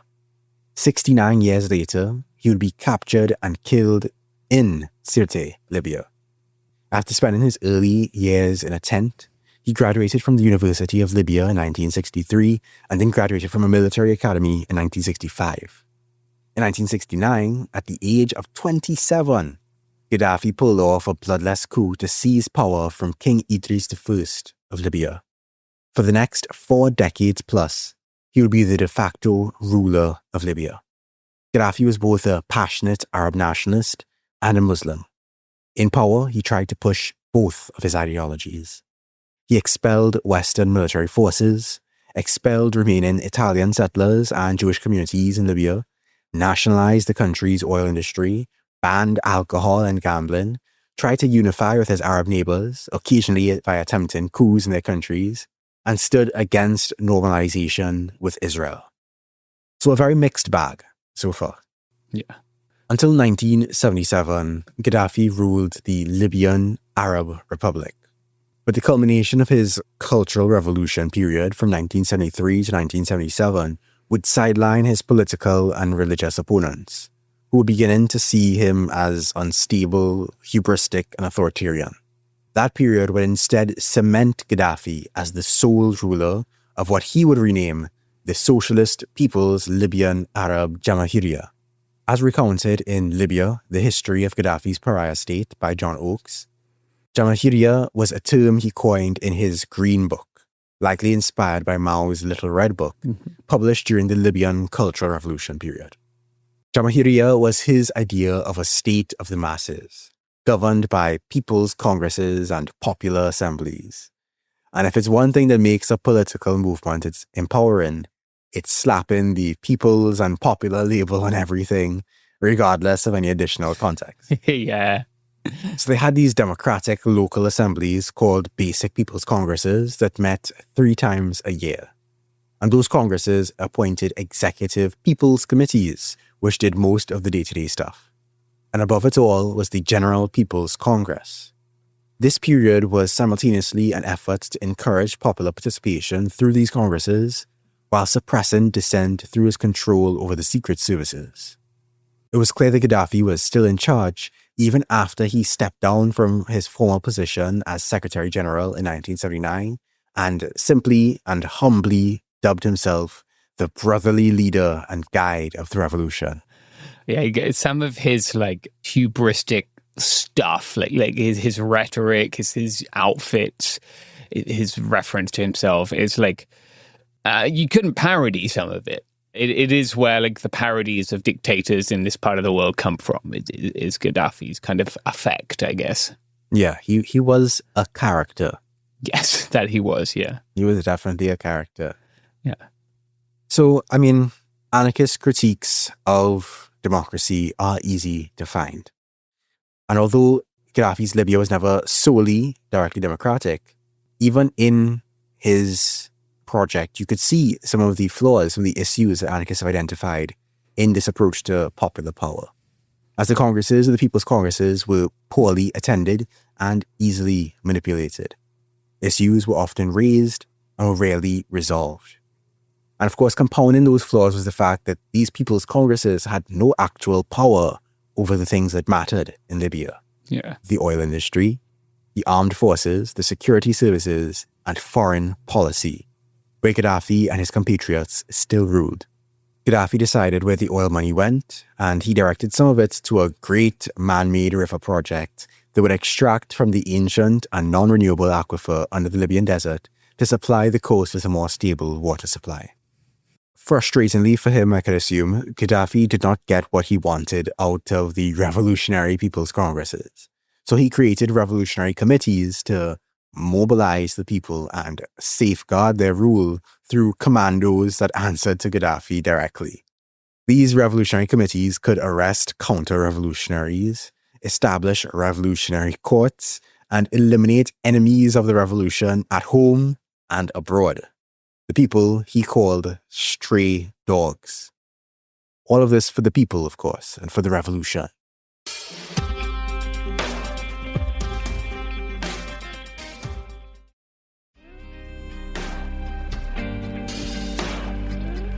So on paper, his system had some degree of people power and people voice, but in practice, he exercised near total control and suppression of opposition, both within the country and outside the country. The same went for workplaces, of course.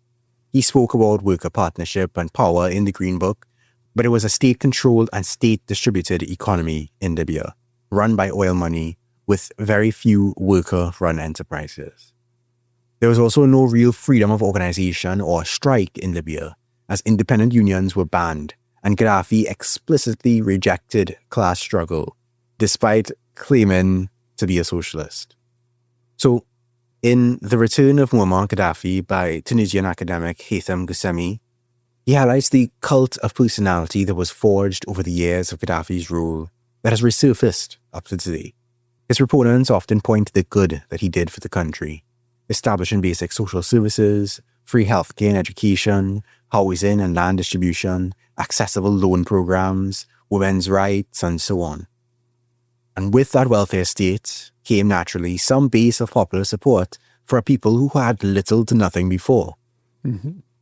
Other fans of Gaddafi point to what I like to call hype moments and aura. So there was a time when he was in the UN General Assembly and he had what was supposed to be a short time to speak, and he just went on and on and on and on and on and on, and he tore up the UN Charter. Hype moments and aura, right? And that's like something that a lot of people point to. He was also at one point in time the chairman of the African Union, and he wanted to keep that position permanently, and he was proposing a whole United States of Africa. Like, he had a whole period of African solidarity, which we'll get to. Yeah, okay, good. Yeah, his Pan-Africanist arc is fascinating. Yeah, so none of this, however, erases his dark, dark side. For one, for all the women's rights that he put forward in Libya, he was not that great to women. The Green Book presents Gaddafi as someone who cared about women's dignity and rights, but even in that book, you see a very complementarist take on women's place in society. It's like, yeah, they're equal to men, but also their role is in the household. They're supposed to be mothers above everything else. Yeah. He was like, they need to be mothers, but they shouldn't be treated as property or objects. Yeah, I think he based a lot of this in like his interpretation of Hadith or the Quran, like his idea that like there was some kind of divine guidance on gender roles, right? I've actually seen this in recent days. Like, you can go and find Khamenei's tweets, right? Like Ayatollah Khamenei, not his son. And like, you can see his stuff where he's like, you should not mistreat your wife. You can literally find those in his timeline on Twitter, right? He was a big poster. And people have somehow attempted to like construe this as like he was a leader of enlightened feminist regime like in Iran, which I don't know. Like it's benevolent patriarchy all over again. Yeah, I like you have to be really on a special fucking truth trajectory to convince yourself that is the case. It takes remarkable capacity for self-delusion to rather than listening to women in Iran, women from Iran, many of whom I have spoken to look at the evidence of the killing, for example, with Gina Amini, right? To be like, oh no, but I found this tweet from 2013, so we're good here. This is fine. It's just remarkable, people's tendency to do that. Yeah, it's remarkable and stupid. Yeah, stupid is a good word. Yeah, and going back to Gaddafi, aside from that sort of benevolent patriarchy take on women's equality, investigative reporting by Anna Kajin also gathered testimony since his fall that alleged his procurement, coercion, and sexual abuse of women inside his compound, aided by a network of officials. Unfortunately, many of these women are far too afraid to come forward, even all these years after his death, due to the persistence of pro-Gaddafi sentiment in the country up to today. So, not the best for women. What about for Africa? Right? His whole Pan-Africanist arc. Yeah. He styled himself as a Pan-African who would support the struggles of people like Mandela and would fund infrastructure projects around the continent. But he had a history of attempting to overthrow governments in Africa and support oppressive ones, including Idi Amin of Uganda and Charles Taylor of Liberia. So his Pan-Africanism was never concerned with the freedom or well-being of African people. It was, I think, very much according to his own self-aggrandizement. Yeah, like he propose like a African Union which was more akin to like a United States, like a federal Africa. Yes, United States of Africa. That was his proposal. Fantastic, yeah. Yeah. Great. And as he's proposing this Pan-African vision, within Libya itself, he was pushing for an Arab Libya. Yeah. The Amazigh and other non-Arab Africans in Libya were mistreated. You know, his vision of an Arab Libya led to the suppression of the Tuaregs, the Tebus, and the Amazigh. He had policies, as reported in the BBC, in New Internationalist, Al Jazeera, and elsewhere. He had policies that included the banning of minority languages, the banning of minority names, the discouraging of cultural expression, and sometimes denying citizenship to groups outside the Arab identity. So naturally, many of these minorities took part in the 2011 movement, and after Gaddafi's fall, there was a revival of language, cultural institutions, and publications. Mm-hmm. However, the NTC and those that followed have continued to ignore the minority plight. Minority groups are still struggling for constitutional recognition, representation, and equal rights in a country that is, of course, still divided. And some minorities have chosen to boycott the national political process entirely in favor of pursuing local self-governance. Also, minorities were not the only people being persecuted in Gaddafi's Libya. On the political front, despite calling himself a socialist, Gaddafi was really all over the place ideologically. Now, internationally, he may have backed the Palestinian struggle, the Irish struggle, the African-American struggle, but he was consistent in suppressing actual leftists in Libya. Marxist.com identified some of these repressive efforts in their article on Gaddafi. Quote, Gaddafi was very clear in expressing his anti-communism. In 1971, he sent a plane full of Sudanese communists back to Sudan, where they were executed by Nimeri. In 1973, the regime published an official document to commemorate the 4th anniversary of Gaddafi's rise to power, under the title, Holy War Against Communism, end quote. Quite the eccentric. Later on, however, he would get more chummy with the USSR, but Gaddafi was no Marxist-Leninist. And communists and leftists and workers were not legally capable of organizing independently in Libya. Aside from them, you also had the murder and torture of civilians and journalists, the assassinations of rivals in Libya and around the world. It was not the free speech utopia that Gaddafi tried to paint it as. Instead of emboldening the leftist elements, he emboldened these tribal groups and set the foundation for the Libya that we see today. His consistent through line is that he likes strong men and sees himself among them and wants to associate himself with them. At some point in the early 2000s, he was supporting Jörg Haider, a neo-fascist in Austria, and telling Europeans they needed to get past their obsession with the Second World War. He had no consistent politics. Well, I mean, that tracks with his expulsion of Jewish communities in Libya. Yeah. He didn't only expel Jewish settlers. He expelled Jewish communities that had arrived prior to Italian colonization, that had existed in Libya for centuries. Yeah, that maybe, I guess, anti-Semitism can often be the link that brings terrible people together. He had a lot of other notorious incidents of suppression, but one of the most significant was the Abu Salim massacre. Mm-hmm. In short, as recounted by John Oakes, Abu Salim was the site of a prisoners' protest on the 28th of June 1996. The prisoners escaped their cells and were protesting their mistreatment as guards shot at them from the roof.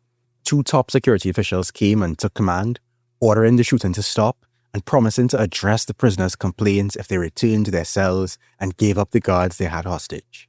And the following day, shots fired from 11 a.m. to 1:35 p.m. A mass slaughter of approximately 1,200 of the 1,600 to 1,700 prisoners in Abu Salim. Jeez. The families who suffered that blow were among the first on the streets of Benghazi in 2011. But those families were not originally told that their loved ones had been killed. Some of them continued to visit the prison for weeks, months, years after, bringing gifts for their relatives who were already long dead. Mm-hmm. In the twists and turns of Gaddafi's ideological development, or lack thereof, following the fall of the USSR, Gaddafi would also pursue economic liberalization. He started opening up to the West, ever so slightly. There was slow progress and a brief hiccup, but by 2003, free market advocate Shukri Ghanim was appointed prime minister.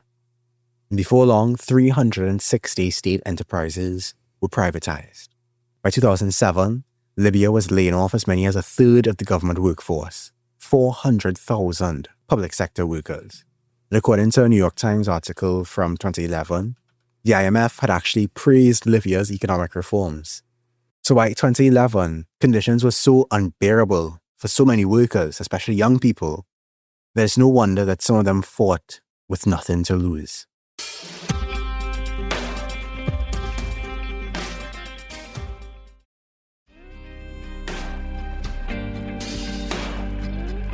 One of the last aspects of Gaddafi's rule that I want to touch on was his complex relationship with Western powers.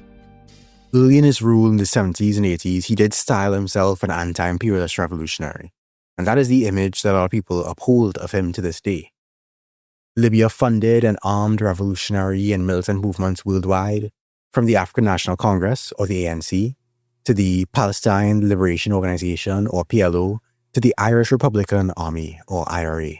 He aligned himself with the so-called radical camp in the Middle East, including Ba'ath Syria and Iran.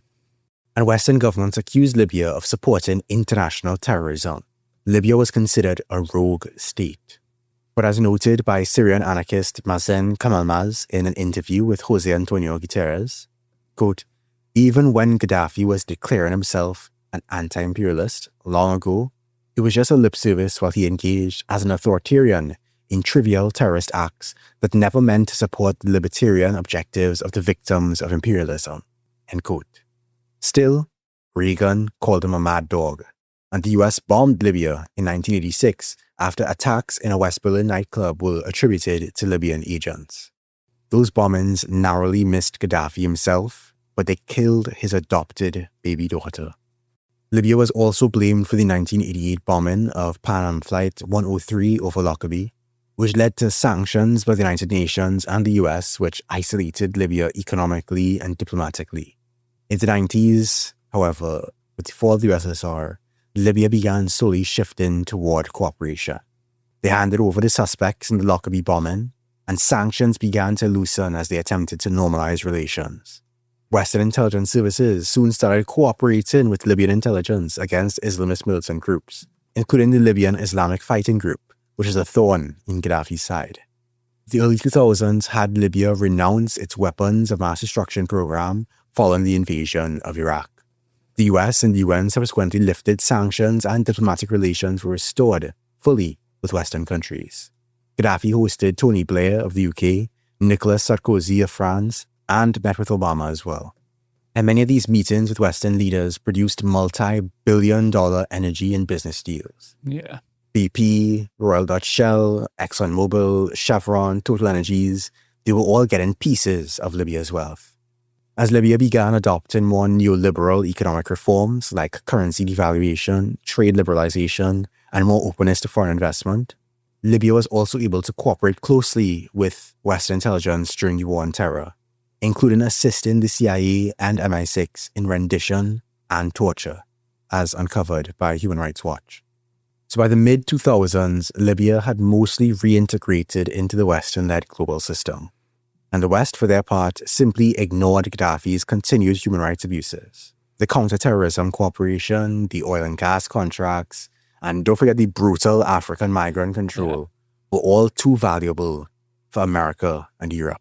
Yeah, I remember this period quite well. It was when I was in my undergraduate university and Gaddafi was invited to speak at the Oxford Union. I did my undergraduate there. And myself and a number of friends had... So you met Gaddafi?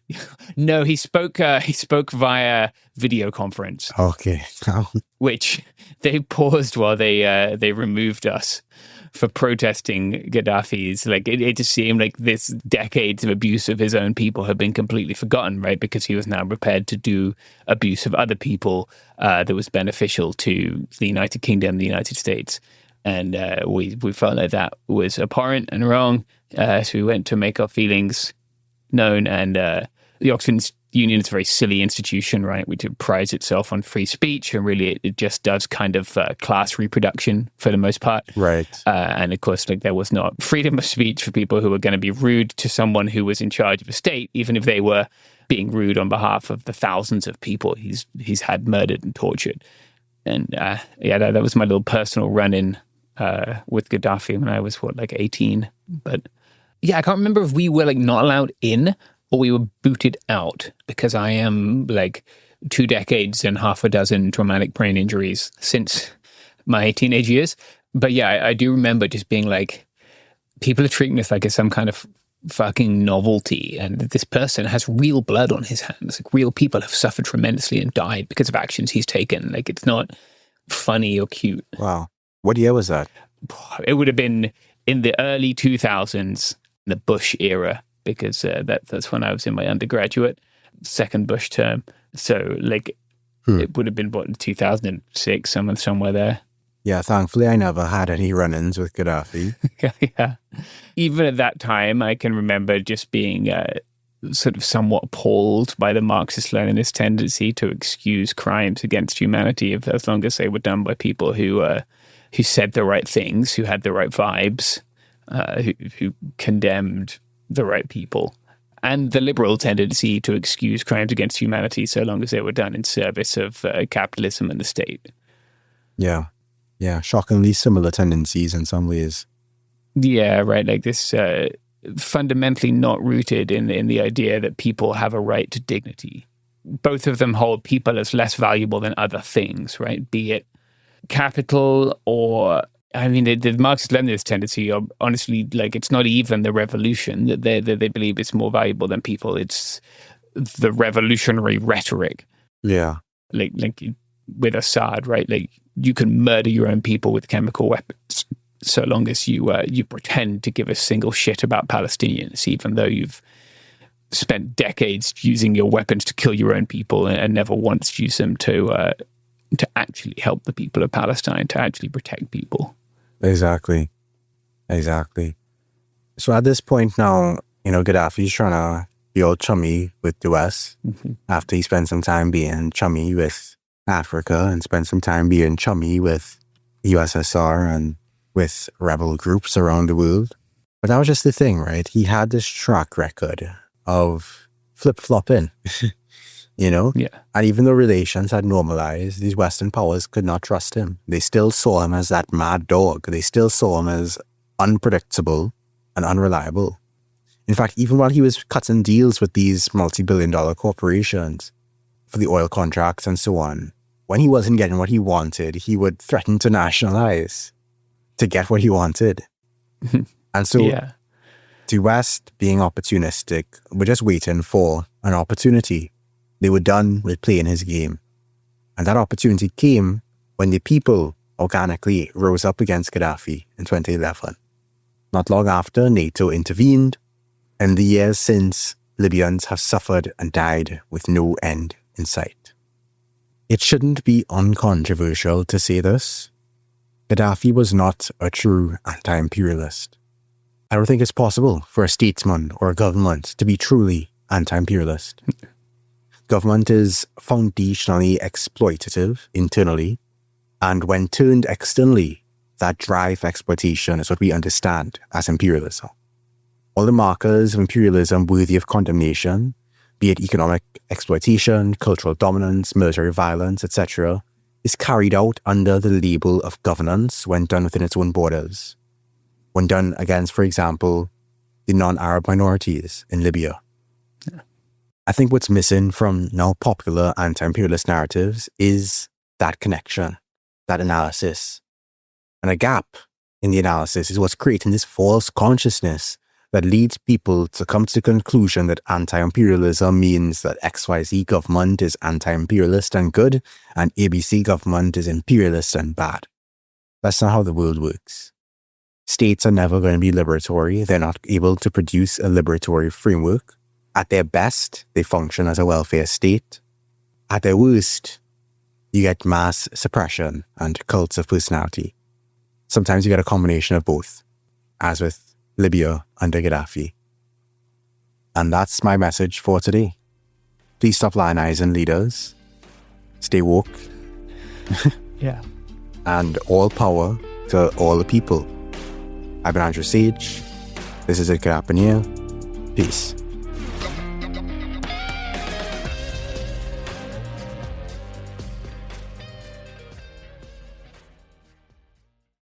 Support for the show comes from Public, the investing platform for those who take it seriously. On Public, you can build a multi-asset portfolio of stocks, bonds, options, crypto, and now generated assets, which allow you to turn any idea into an investable index with AI. It all starts with your prompt. From renewable energy companies with high free cash flow to semiconductor suppliers growing revenue over 20% year over year, you can literally type any prompt and put the AI to work. It screens thousands of stocks, builds a one-of-a-kind index, and lets you backtest it against the S&P 500. Then you can invest in a few clicks. Generated assets are like ETFs with infinite possibilities, completely customizable and based on your thesis, not someone else's. Go to public.com/podcast and earn an uncapped 1% bonus when you transfer your portfolio. That's public.com/podcast. Paid for by Public Investing. Brokerage services by Open to the Public Investing Inc. Member FINRA and SIPC. Advisory services by Public Advisors LLC, SEC registered advisor. Generated assets is an interactive analysis tool. Output is for informational purposes only and is not an investment recommendation or advice. Complete disclosures available at public.com/disclosures. $30 concert tickets are on sale now. It's Summer of Live, presented by Live Nation. $30 tickets to over 4,000 shows now through May 5th. Tickets are going fast, so don't miss your chance to see Kesha, Kid Cudi, Luke Bryan, MGK, the Pussycat Dolls, and so many more. Make it a summer of live music. $30 concert tickets this week only. Go to livenation.com/summeroflive.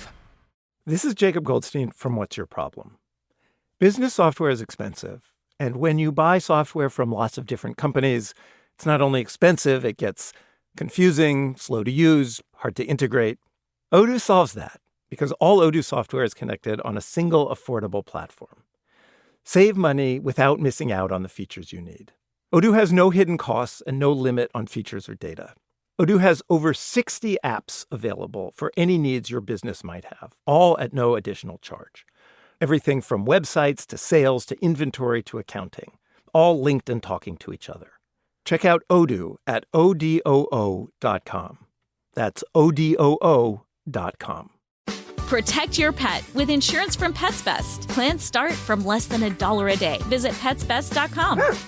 Pet insurance products offered and administered by Pets Best Insurance Services, LLC, are underwritten by American Pet Insurance Company or Independence American Insurance Company. For terms and conditions, visit www.petsbest.com/policy. Products are underwritten by American Pet Insurance Company, Independence American Insurance Company, or MS Transverse Insurance Company, and administered by Pets Best Insurance Services, LLC. $1 a day premium based on 2024 average new policyholder data for accident and illness plans, pets age 0 to 10.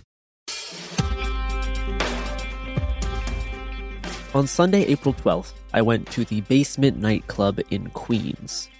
Like usual, someone scanned my ticket at the big gate off Flushing Avenue. I had to wait in a winding line outside the door, went through security, and finally reached the DJ and bar. But instead of the regular collection of twinks, dolls, and bisexuals, the room was full of city workers, politicians, journalists, and DSA members. A decent number of which probably were bisexual, I suppose. Technically, we were directly above the Basement nightclub, in the Knockdown Center event venue, gathered this Sunday afternoon to attend Mayor Zohran Mamdani's 100-day address. I'm Garrison Davis. This is It Could Happen Here, a show about things falling apart and sometimes putting stuff back together. This one is one of those rare episodes focused on the latter. Earlier this April marked Mayor Mamdani's first 100 days in office. This episode, I'll discuss what Zohran has done these first 100 days, some of the challenges he's faced, if he's been able to deliver on the promises of his campaign, and how he's adapted to the power and constraints of running the biggest city in the country. And finally, what all this could mean for the future of working class and left-wing politics in the United States. Let's first return to the 100-day address above the Basement nightclub. Upon entering the venue, you found yourself in a museum of the administration's first 100 days. This little installation displayed the mayor's snow shovel from the historic blizzard during Zohran's first few weeks in office, a tenant organizing suggestion board from the rental ripoff hearings, and a child-sized mayoral podium used to announce a new free childcare program for 2-year-olds. Museum plaques detailed victories for labor and tenants' rights, as well as infrastructure accomplishments like scaffolding reform and a pothole blitz that filled over 20,000 potholes in just 3 days. Before the mayor's speech, a Bronx parent, 2 tenant organizers, and a city worker from the Department of Transportation spoke to the crowd about how life is different under the new administration. Mamdani's speech was effectively a State of the Union for New York City.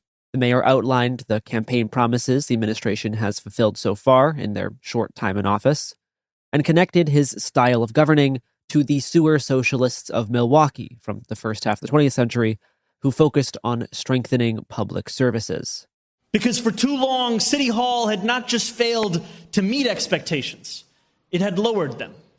After years of broken promises, no one in this city could be blamed for doubting that government held either the ability or the ambition to upend the status quo.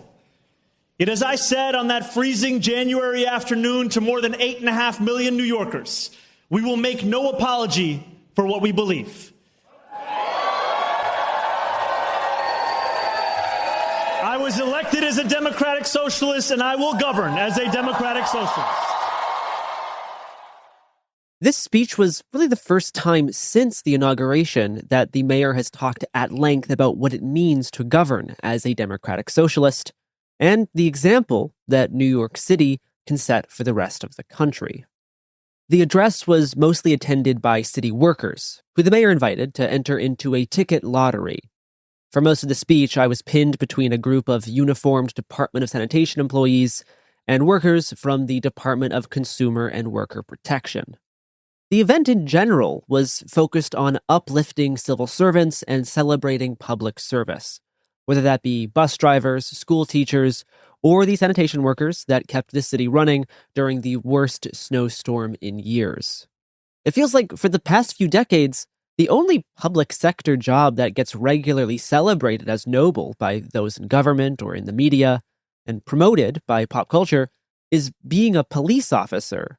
Being a cop is the only public sector job that gets uplifted with propaganda.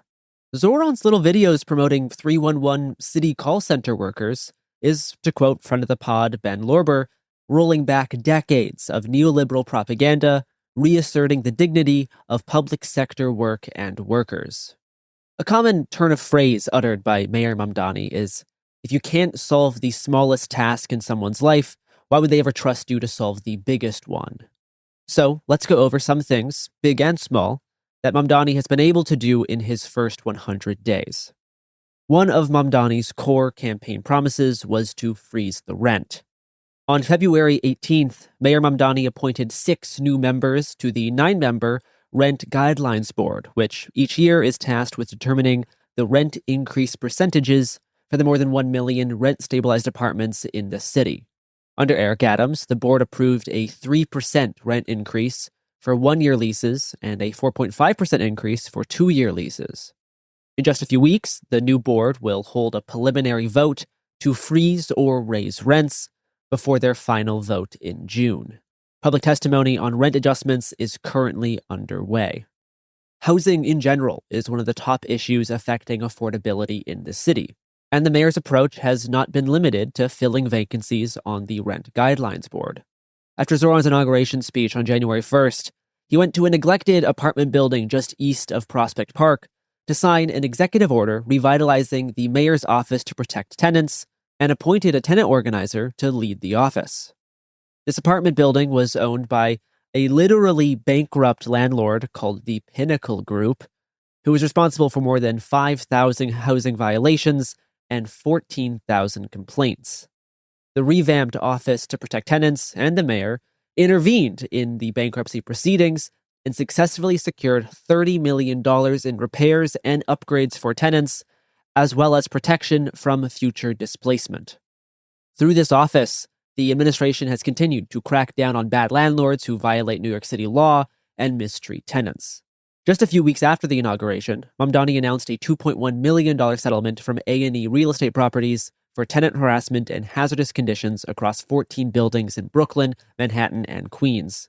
As a part of the settlement, A&E was also required to correct more than 4,000 building condition violations. In February, the Department of Housing Preservation and Development released a public list of the 250 buildings with the most severe housing code violations citywide and put them under heightened oversight via the Alternative Enforcement Program, with the city stepping in to make repairs, then billing the landlords if they failed to address violations. Since January 1st, we have won more than $34 million in settlements, judgments, and repairs for tenants. Delivered improvements to 6,070 apartments so far and issued 195,829 violations. New York City will no longer tolerate exploitation as a business model. In March, Mayor Mamdani announced a quote-unquote landmark victory against famously bad landlord Seth Miller of Aegis Realty. You could say the landlord was egregious at Realty.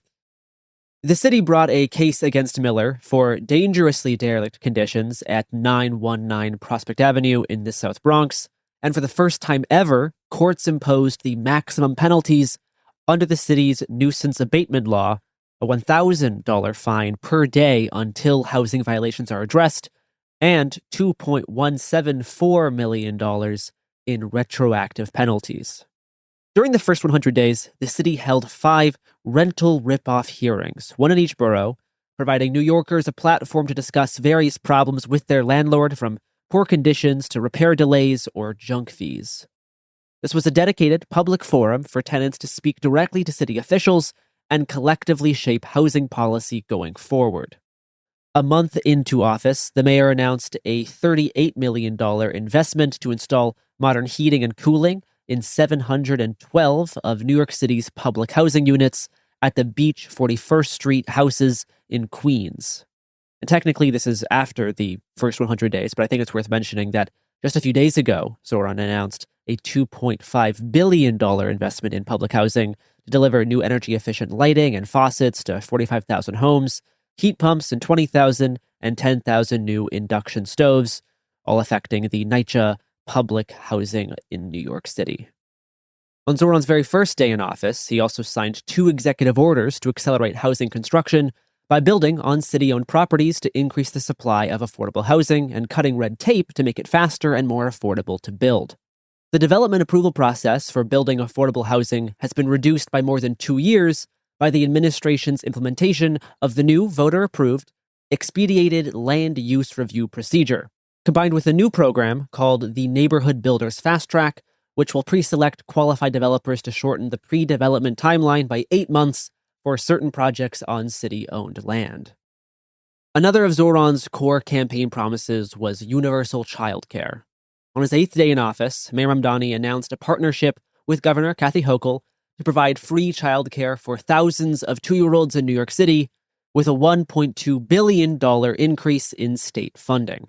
Since then, the mayor has expanded the free 3K program for 3-year-olds to more than half of all school districts in the city, and announced 2K fall enrollment for school districts 18, 23, 10, 6, and 27, which serve lower-income neighborhoods. 2K applications opened for the first time on June 2nd, with the program operating on a full-day schedule from 8 a.m. to 6 p.m. all year round. As a part of the 3K expansion, 7 new early child care education centers are opening in Western Queens, Staten Island, South Brooklyn, and the South Bronx. And on March 30th, the mayor announced the city's first pilot program for free on-site childcare for city workers based at the David Dinkins Municipal Building, with applications opening on April 30th. The city also created a new accessible child care provider map with interactive features to filter by location, age group, and cost. The mayor says that all these steps will lead to free childcare for every 3-year-old and 2-year-old in the city by the end of his first term. Another key promise was fast and free buses.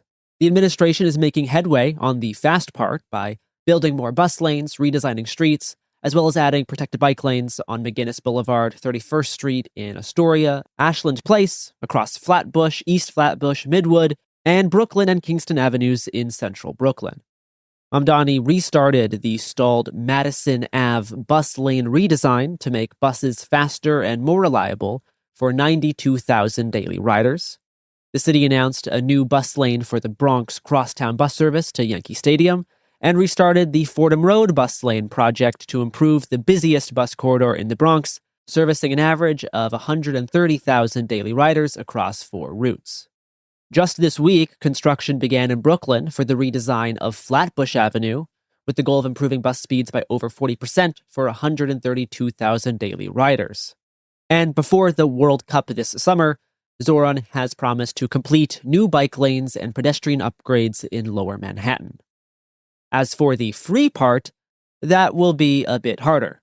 Mamdani maintains that his administration is working with the state government in Albany and the MTA to eventually make New York City buses free, and proposed a 5-week free bus pilot program during the World Cup, though it's unclear if that will happen.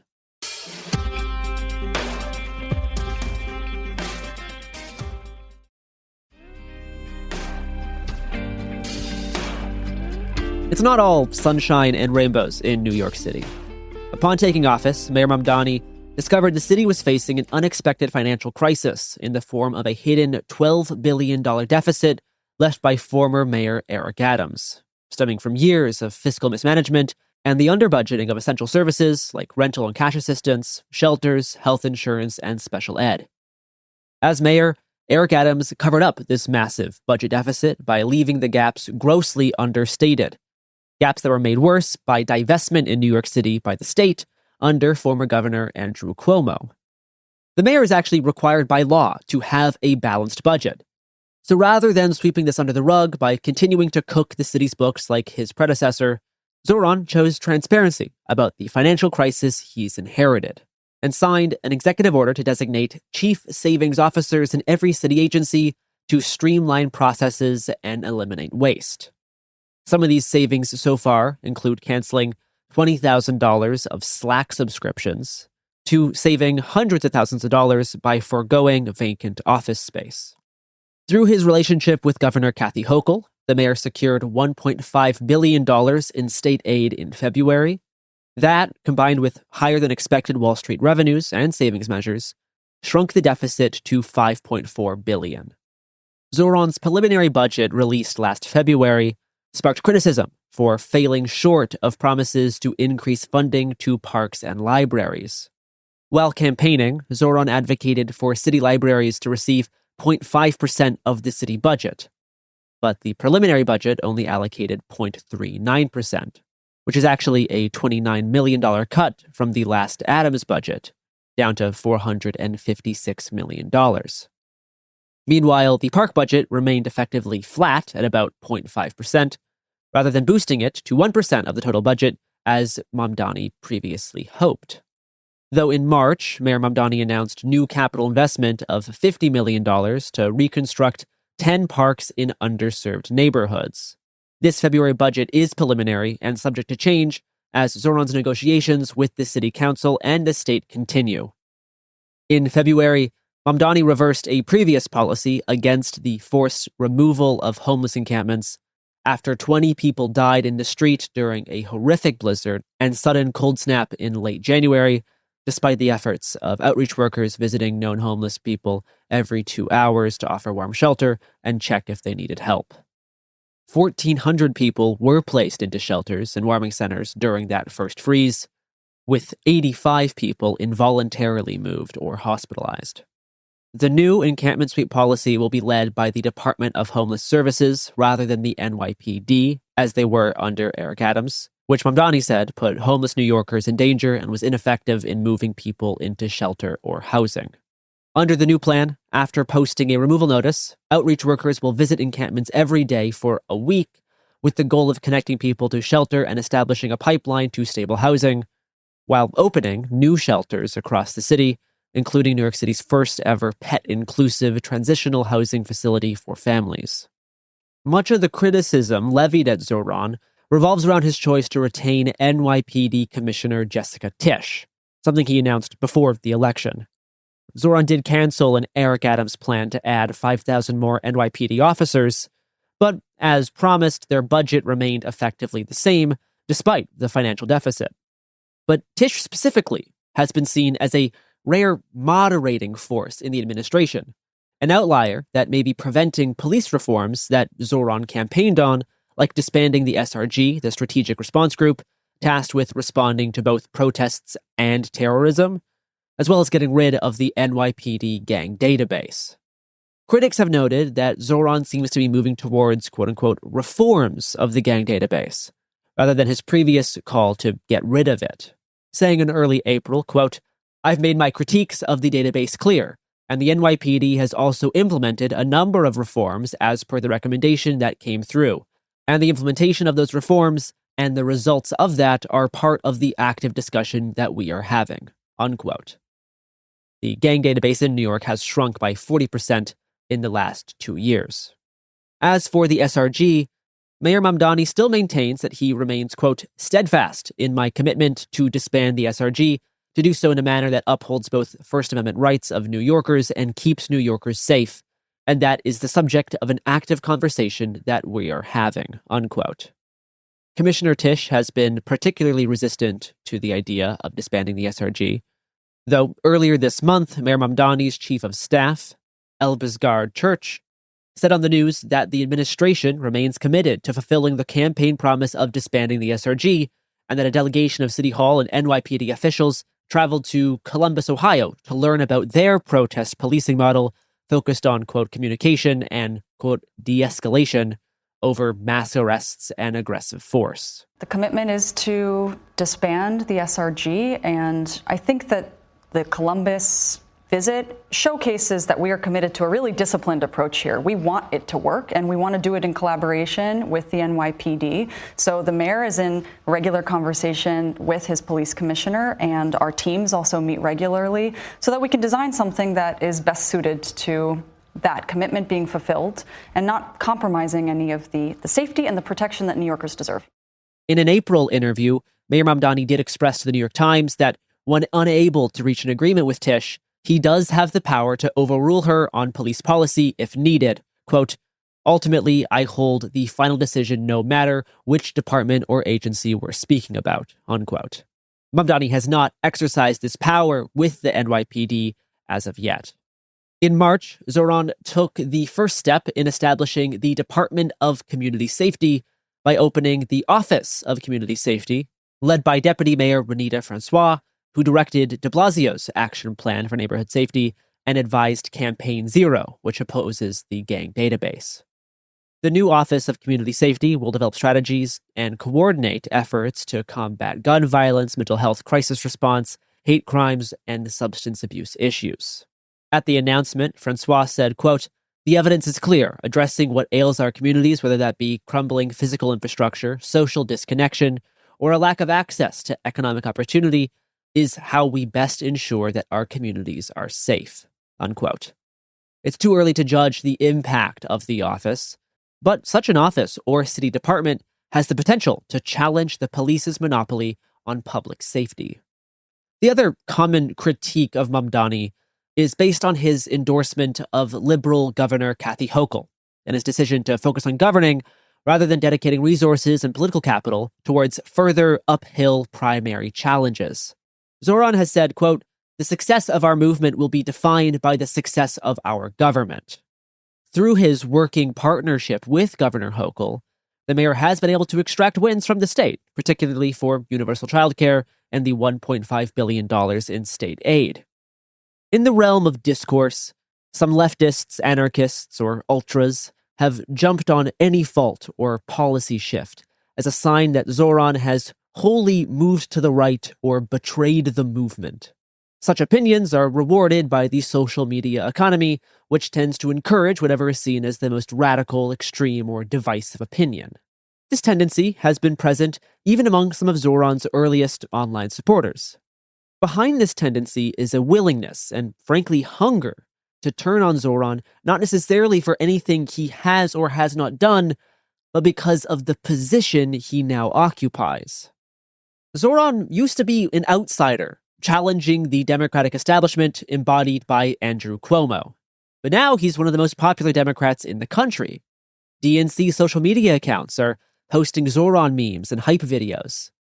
This could be viewed as a massive accomplishment, evidence that the Democratic Party can be forced to bend toward left-wing populism because of the working class voters and mass organizing that put Zohran in the position he's currently in.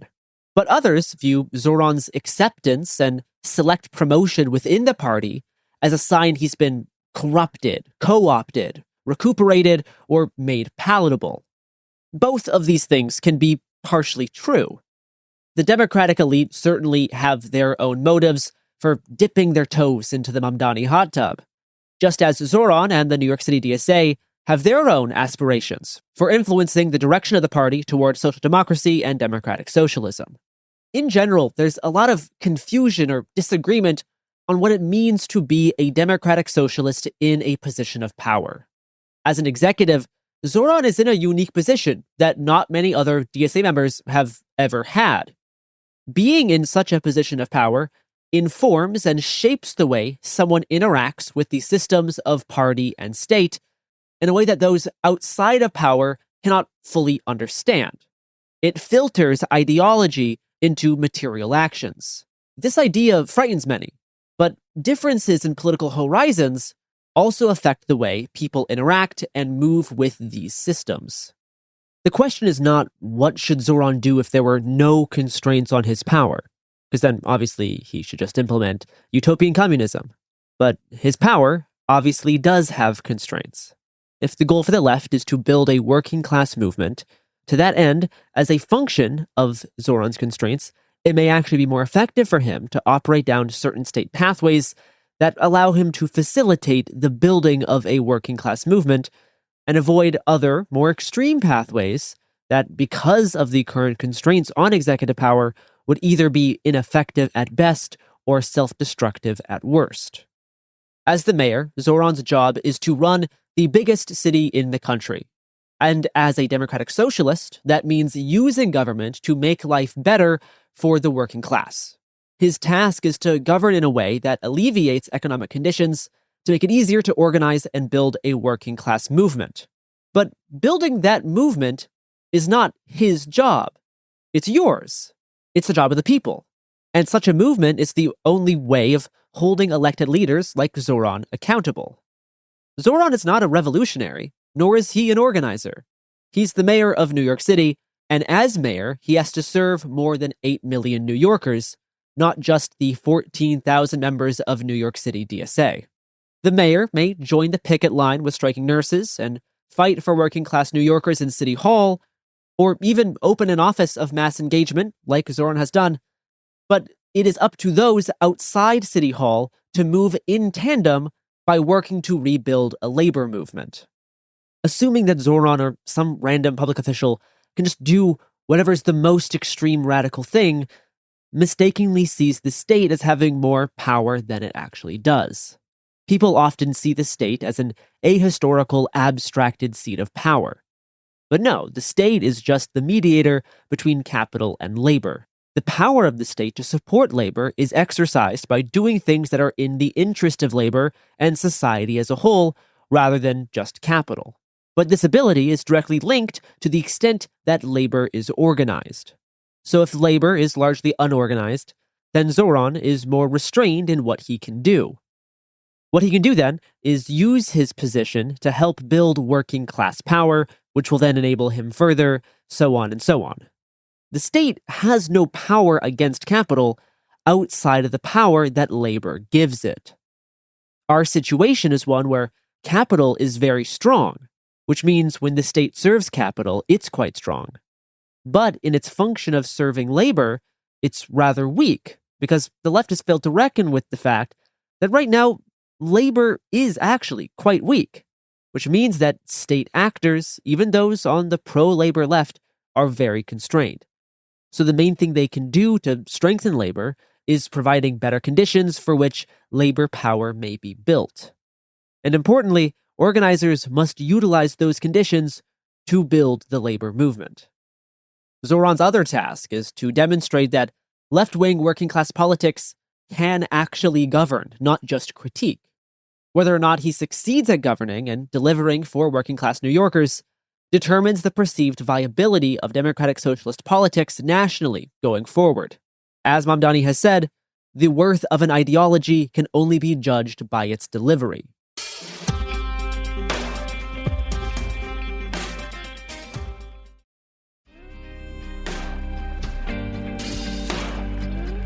Mamdani is not the first democratic socialist to be put in such a position.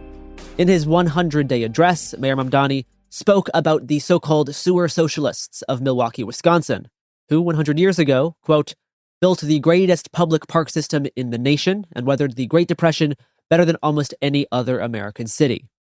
Milwaukee purged corruption, built the first municipally sponsored public housing development in the nation, and transformed the city's sewage disposal system, unquote. Mayor Mamdani is trying to revive this legacy of municipal socialism by acting on his mantra, there is no problem too big, no task too small. On day 6 of office, Mamdani fixed the infamous Williamsburg Bridge bump that has long plagued cyclists. And in response to the historic winter damage affecting city streets, the administration launched a 5-borough pothole blitz, filling 100,000 potholes in less than 100 days. This is pothole politics. Our 2026 answer to sewer socialism. Where government is not too busy, not too self-important, not too mired in paperwork to fix the problems of this city, no matter their size. This quote-unquote pothole politics has extended to scaffolding reforms, reducing the time that sheds clutter our sidewalks. In January, the mayor announced a new program to expand modular public restrooms, and starting this summer, the roof of the historic David Dinkins Municipal Building will be open to the public for free viewing and tours. Fighting for workers from within City Hall isn't just an abstract ideal. In the first 100 days, the administration secured $9.3 million in restitution. No longer will city government be afraid of its own shadow. If anyone should be afraid, it is those who take advantage of working people. On January 15th, the city filed a lawsuit against a predatory delivery app called MotoClick for violating worker laws like minimal pay rate. At the end of January, Zohran announced more than $5 million in worker restitution and penalties due to minimum pay rate violations from 3 major restaurant delivery apps, Uber Eats, Fanton, and Hungry Panda. This money will be paid to almost 50,000 workers, And as a part of the settlement, Uber also agreed to reinstate 10,000 wrongfully deactivated delivery workers. In March, the administration won almost $2 million for over 800 fast food workers at Taco Bell and retail workers for violations of worker protection laws against unpredictable scheduling. The mayor signed executive orders strengthening consumer protections by targeting hidden junk fees and impossible-to-cancel subscriptions, and expanded the protected time off law to 4.3 million previously unprotected workers and issued compliance warnings to nearly 60,000 employers. Speaking of sewer socialism, at the end of March, Mayor Mamdani announced a $108 million investment to upgrade and replace more than 6,700 water catch basins to combat flooding. This quote-unquote pothole politics lays the groundwork of public trust needed for larger systematic transformations. If government can't do the small things, how could you ever trust it to do the big ones? How can we promise to transform our city if we can't pave your street? At the end of the 100-day address, Mayor Mamdani made a series of announcements. The administration is restarting trash containerization and will make buses faster for 1 million New Yorkers by speeding up buses by up to 20% along 45 priority corridors and constructing new rapid bus routes for 100,000 New Yorkers who live more than half a mile away from a subway or rail stop. But the big announcement was an update to another of Zohran's core campaign promises. The first of 5 city-owned grocery stores will open next year, with one store being opened in each borough by the end of Mamdani's first term. The location of the Manhattan Municipal Grocery Store has already been selected, Le Marquetta in East Harlem, a public market opened by the New Deal-era mayor Ferrero LaGuardia. The city will build a 9,000-square-foot store at the site to offer cheaper groceries than the capitalist competitors. I know there are many who use socialist as a dirty word, something to be ashamed of. They can try all they want, but we will not be ashamed of using government to fight for the many, not simply the few.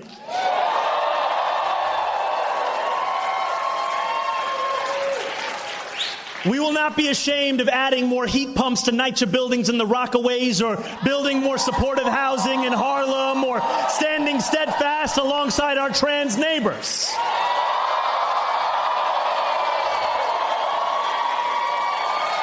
We will not be ashamed of investing in youth mental health clinics, or working to close Rikers, or fighting for immigrants targeted by ICE.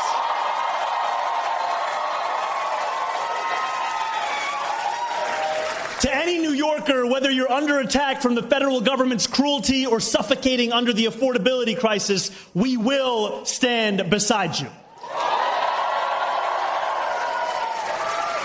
Because government is a series of choices, and socialism is the choice to fight for every New Yorker. To extend democracy from the ballot box to the rest of our lives. 3 days after Mamdani's 100-day address, on tax day, April 15th, the mayor announced that he and Governor Hochul had agreed to a new tax-the-rich proposal. New York State will have its first ever pied-à-terre tax, a wealth tax on second homes in New York City valued above $5 million, owned by out-of-state elites. This tax on the ultra-wealthy is projected to generate $500 million in annual revenue. And if owners want to avoid the tax by moving into the residence, that's fine too, because then they'll have to pay New York resident taxes. So you get taxed either way. Part of pushing back against the libertarian ethos in America by showing that government can actually make your life better is actually showing people what local government is doing. Since taking office, Zohran has employed the same widely successful messaging style that helped get him elected to make PSAs and inform New Yorkers about what the administration has been able to accomplish. This is something Democrats have largely failed to do, by either just not doing this sort of outreach while governing, making any outreach inaccessible or hard to understand, or having your outreach come off as cringe or out of touch. Regardless of how much effort is put into outreach, the people have to also see the improvements being talked about in their own lives or in their own neighborhoods. A dense population and having a cohesive city culture like New York helps with that. Millions of cyclists cross the Williamsburg Bridge every year. So when the mayor fixes the bump during his first week in office, that's an easy reference point for people. The success of the administration's comm strategy has been by using Zohran's popularity to promote the public sector and public sector workers while actually showing people how social services help city residents. As the mayor says, New York belongs to all who live in it. While in office, Zohran has largely declined to explicitly talk about how his administration may impact the future of democratic socialism across the country. Instead, keeping his vision laser-focused on improving the lives of working New Yorkers and making the city more affordable. To quote the mayor, "We cannot burden ourselves with the question of what this means beyond this city." But before the mayor went on stage at the 100-day address, they played a clip of the progressive New Deal mayor Fiorello LaGuardia saying that the greatness of New York City is in the services to its people, where public problems are really the problems of all the people. Quote, "And if we succeed here, surely it can be done elsewhere." When former socialist mayor Bernie Sanders made a surprise appearance during Zohran's speech, the senator spoke about how what's happening in New York is influencing those outside the city. And I want to tell all of you and the mayor that what you guys are doing here in New York City is important not only to the people here. What you are doing and what the mayor is doing is providing hope and inspiration not only to people all across our country, but honestly, all across the world. As a part of Mamdani's first 100 days press circuit, he was asked on CBS News about the future of the Democratic Party and if his socialist politics are really viable. You know, what I find is that New Yorkers ask me less about how I describe my politics and more about whether my politics includes them. And I think what we can see is that a democratic socialist politics is one that should be judged on its delivery, like any ideology. And what we're showing in this city is we can pursue the big things like universal child care and do the pothole politics at the same time that we're showing, and not just filling in the potholes, changing the catch basins, but also repaving over 1,000 miles of roadway. But Mr. Mayor, presidential and statewide elections are often decided in battleground regions that do not look like New York City. Yeah. I'll be honest with you. Before I was the mayor, I was an assembly member of Astoria in Long Island City. At that time, I was told that you could only be a democratic socialist in Northwest Queens. Then I became the mayor. Now the next question is the state. Then the next question will be the country. I think that this is a politics that can flourish anywhere because, frankly, there is only one majority in this country. That's the working class. And it's time we have a politics that puts them at the heart of what it is that we're pursuing and not as part of the appendix. Mamdani still has over 1,300 days left in his first term. And there will be more challenges along the way. Challenges with the NYPD, the MTA, the state government, federal government, the billionaires, and the blood-sucking monsters among the Democratic Party elite. Attempts to hold politicians like Zohran truly accountable to their politics will require more than Twitter Maoists and your small DSA caucus. Navigating all these problems will require not just principled leadership with a commitment to working-class politics, but also growing the mass organizing apparatus that helped get Zohran elected and continuing to build power in City Hall, state government, and in the workplace. That does it today for It Could Happen Here. See you on the other side.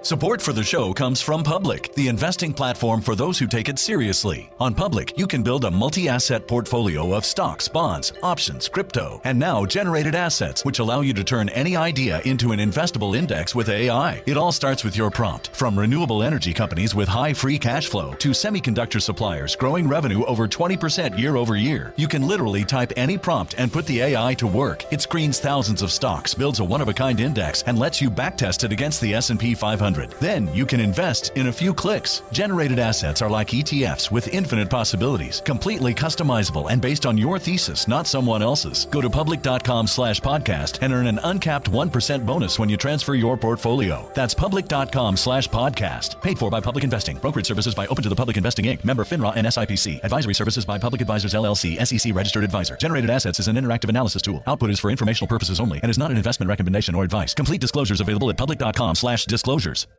$30 concert tickets are on sale now.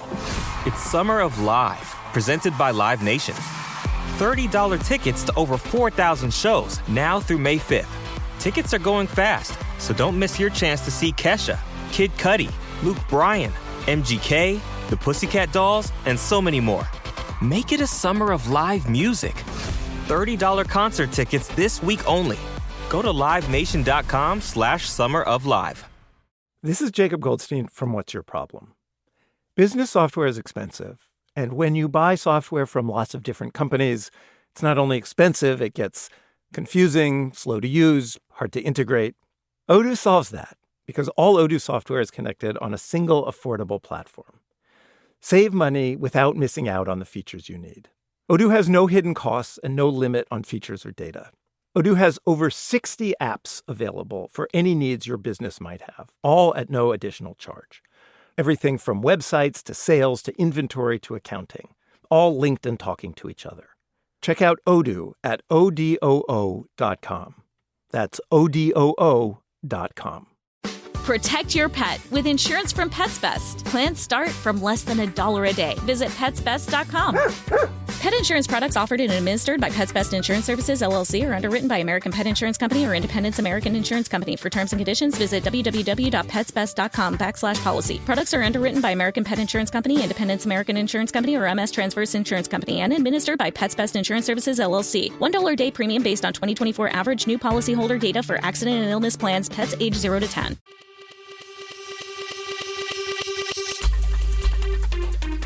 This is It Could Happen Here, Executive Disorder, our weekly newscast covering what's happening in the White House, the crumbling world, and what it means for you. I'm Garrison Davis. Today I'm joined by James Stout and Robert Evans.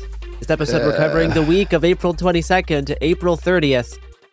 Anything interesting happened this week? Very little, not much news. Oh, not much. I mean, Garrison, you've joined the ranks of the vaccine injured, right? Mm-hmm. That's right. Yeah. I got 4. Also joining us, 4 live vaccines inside Garrison's body. Yes, thank you. Thank you for having me and my 4 live vaccines, which have obliterated my body and mind this week as I scrambled to finish the Mamdani piece. But news happens, whether or not I feel bad. So let's get to it. Yeah, in fact, it seems to happen a lot when we feel. That does seem I feel to that the news sometimes conspires that way. Now, we will talk about the thing, obviously. We'll talk about the thing. But first, some smaller news items to start. Congress has voted to end the 76-day DHS shutdown without funding for ICE or Border Patrol. The bill now goes to Trump today, and if he signs it, the shutdown will be over. The House voted to reauthorize FISA Section 702, the Warrantless Surveillance Authority. 42 House Democrats voted to reauthorize, 22 Republicans voted against. The bill's expected to be stalled in the Senate, at least this version of the bill, as it included an amendment about digital currency, which the Senate will fight over. The ATF released a new list of proposed reforms and regulations, repealing the Biden pistol brace rule, as well as requiring quote-unquote biological sex be used on ATF forms. The State Department is releasing a limited edition passport for the United States' 250th anniversary, featuring a portrait of President Trump superimposed on the Declaration of Independence and an American flag with his golden signature below. Google Trump golden signature for more. Look, I'm just going to say, if we have any foreign border control agents listening, you have to detain anybody you see with that passport. Yeah, it is now possible for Nicki Minaj, and only Nicki Minaj, to assemble the most unique collection of United States government documents in history if she becomes a citizen, because she is apparently the only recipient of the gold card. The golden visa, yeah. So she could really get a unique, Pokemon combination here. I guess it would be. She'd have to advance pretty quickly from. She would. I'm not clear how one goes from gold card citizenship, and the only way we'll find out is by closely following Nicki Minaj. The DOJ indicted former FBI Director James Comey for the second time, this time for posting an Instagram image with the numbers 8647. Yeah. Once again, Trump's FCC is going after Disney's ABC licenses by directing Disney to file an early renewal order, after Jimmy Kimmel made a joke a few days before the White House Correspondents' Dinner about First Lady Melania Trump having the, quote, glow of an expectant widow. It pains me to say, critical support to Jimmy Kimmel.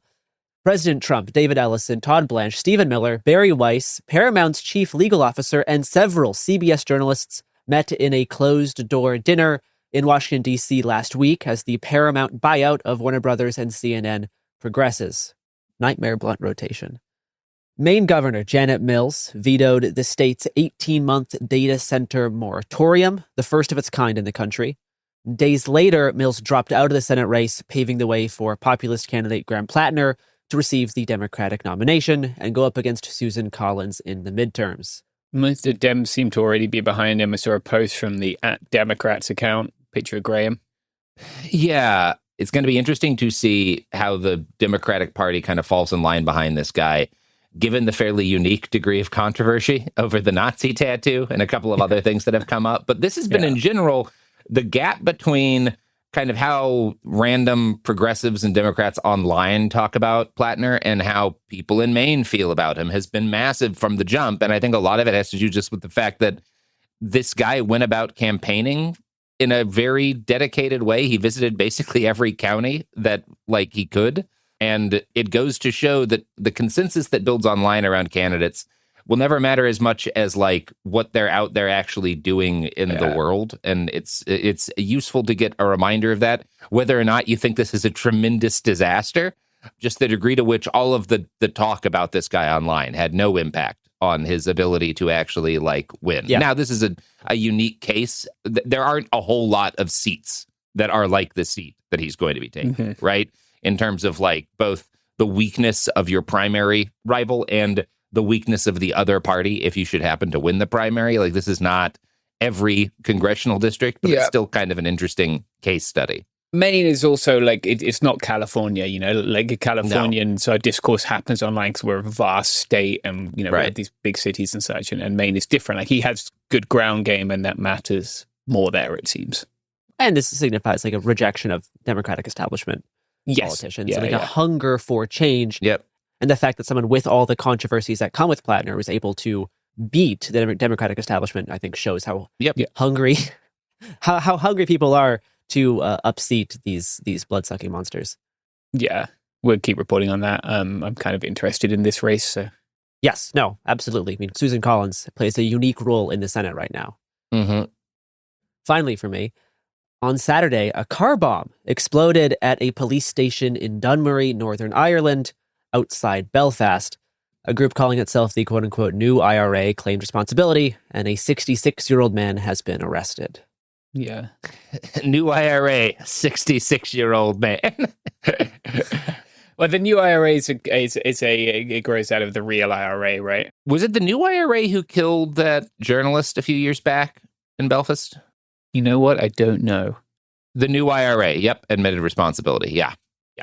That's the New IRA as well. Lara McKee is the name of the journalist who was killed, I think, just out of negligence and incompetence during an action these people were a part of. Yeah, this is just before COVID times. Vaguely remember.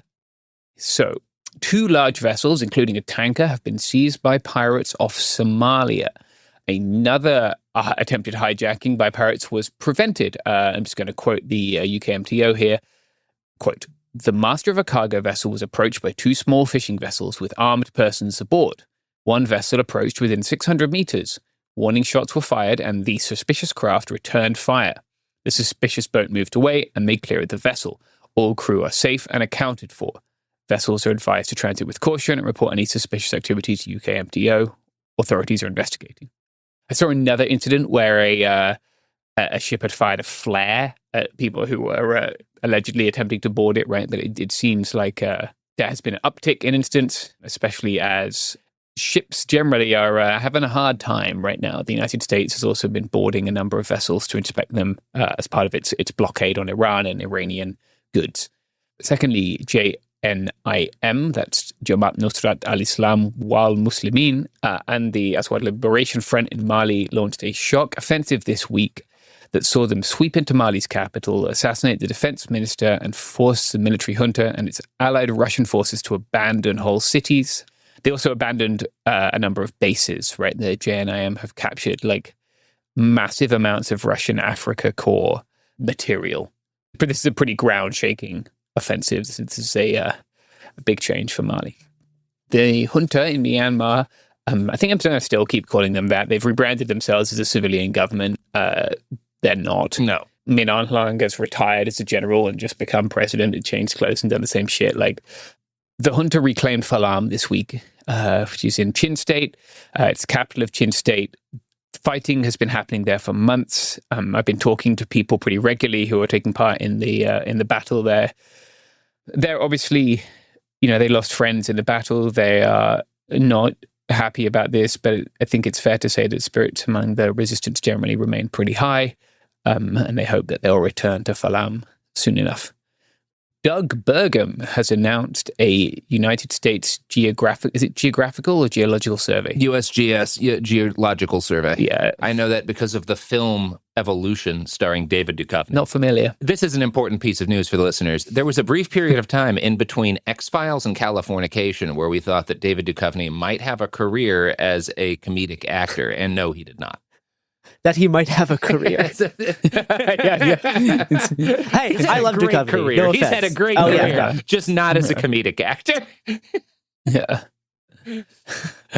Okay, so Doug Burgum has announced that the United States Geological Survey found enough lithium to replace 3 centuries of imports in Appalachia. Enough lithium to do that, or make one American small town normal for a weekend. I want to read from this because it's kind of interesting. Quote, the Southern Appalachians hold an estimated 1.43 million metric tons of lithium oxide, concentrated in the Carolinas, and the Northern Appalachians hold an estimated 900,000 metric tons, concentrated in Maine and New Hampshire, according to estimates in a new USGS scientific paper. That is, like, I guess, big Appalachia, like going up into Maine there. Leaving that aside, lithium mining is incredibly disruptive to the environment, right? Yeah.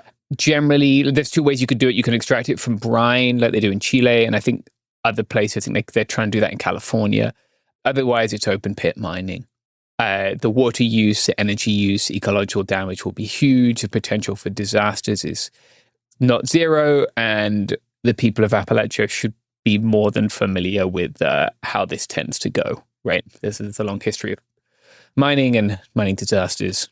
Moving on, Donald Trump has reposted a tweet about changing the name of ICE to NICE. Nice agents. They should do this. I want them to do this. Yeah, it would be absolutely disastrous for audio journalism. It'd be like, look, we understand, it's 1943. People have a lot of issues with the Gestapo. We're going to call them the fun Stapo now. Yeah, the nice Stapo. The great Stapo. SS now stands for super sweet, actually.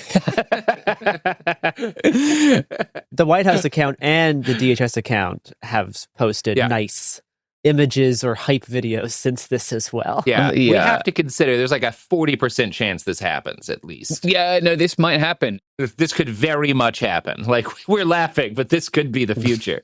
Yeah. What does the N stand for? National. It's just, it's what they call a backronym. I know, Garrison, with these guys, the N could have stood for a couple of things. A few things. Yeah, sure. Trump truthed, great idea, do it. That is how policy is made these days. This is how government policy works now, via truth. Yeah. This has made something clear to me that I was kind of dancing around for a while, which is that I am in support in general of any policy that just pulls the wool off of people's eyes. Like, this is one of those things where it's now should be clearer to even the really stupid people where we are as a country when something like this happens. Yeah. And so I'm supportive of it. Yeah. Like, we can't have any artifice. The more you dress things up, the more people get deranged. So at least everyone knows what's happening. Yeah. It's really clear. I'm also generally in favor of, like, they have a budget. It is vast, but it is fixed. And if they want to spend it all rewrapping their vehicles to say nice, yeah, fine. Also, it's going to make them feel lame. Are they going to do that by buying N stickers, or do they have to get the whole new sticker, do you think? Right? Are they going to slap the N on I there? hope they just slap it in. I don't know if we want to open the door to them having stickers with N on, but yeah. Who knows, Garrison? They had previously spent quite a lot of money wrapping vehicles, so it's not beyond them to get. Yeah. Maybe they'll get a whole rebrand. Maybe it'll be nice and a picture of someone like holding cake, or they got to find some way to spend the $7 bajillion that they have. So either that, or when we get someone better in, we could keep the name, but just create like a brand partnership with the city of Nice in France. I was going to say that. It's like and turn them into advertising instead of pulling people away from their families. They can tell people about all of the new deals on airfare to France that are available right now. Mm-hmm. We don't even need to abolish Nice. We can just reform it. Yeah, we could just reform it to a tourism agency for one city in France. There is a type of biscuit in Britain, which I suspect maybe comes from Nice, but is generally referred to as a nice biscuit because it has nice stamped on the biscuit. Sure. So perhaps we could, instead of guns, give them biscuits and they can hand those out. Think of how much better it'll be. Some guy shows up for his immigration court meeting, and he finishes that, and on his way out, there's a delegation of guys from Nice just being like, "You want to go on vacation?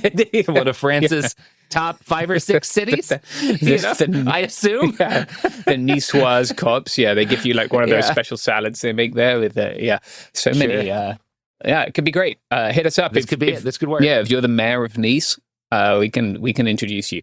Yeah. Finally, the United States has indicted the governor of Sinaloa on drug trafficking charges, which is a pretty significant thing. Well, that's not as funny. Yeah, no. Well, they're not going to be rebranding it as Sinaloa, clearly, are they? So, speaking of not being funny, let's actually talk about the bad news this week. Yeah.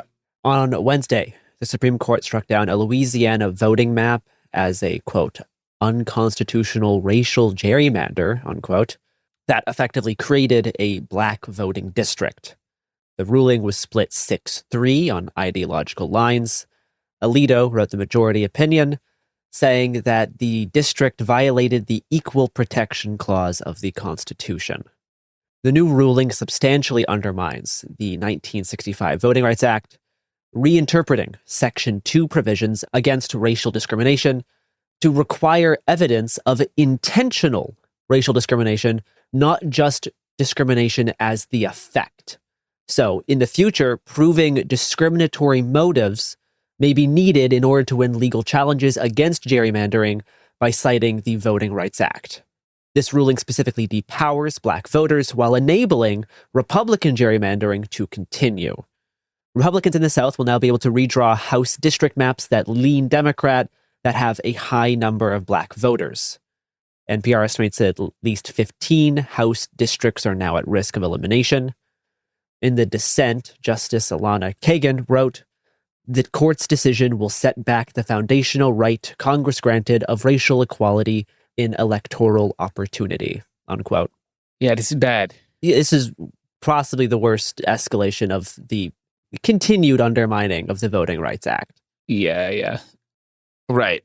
Yeah, I mean, this is inarguably the most important thing going on this week, even with the shooting that we haven't talked about, like the gutting of this act that people died for. Like the Voting Rights Act has a body count attached to it.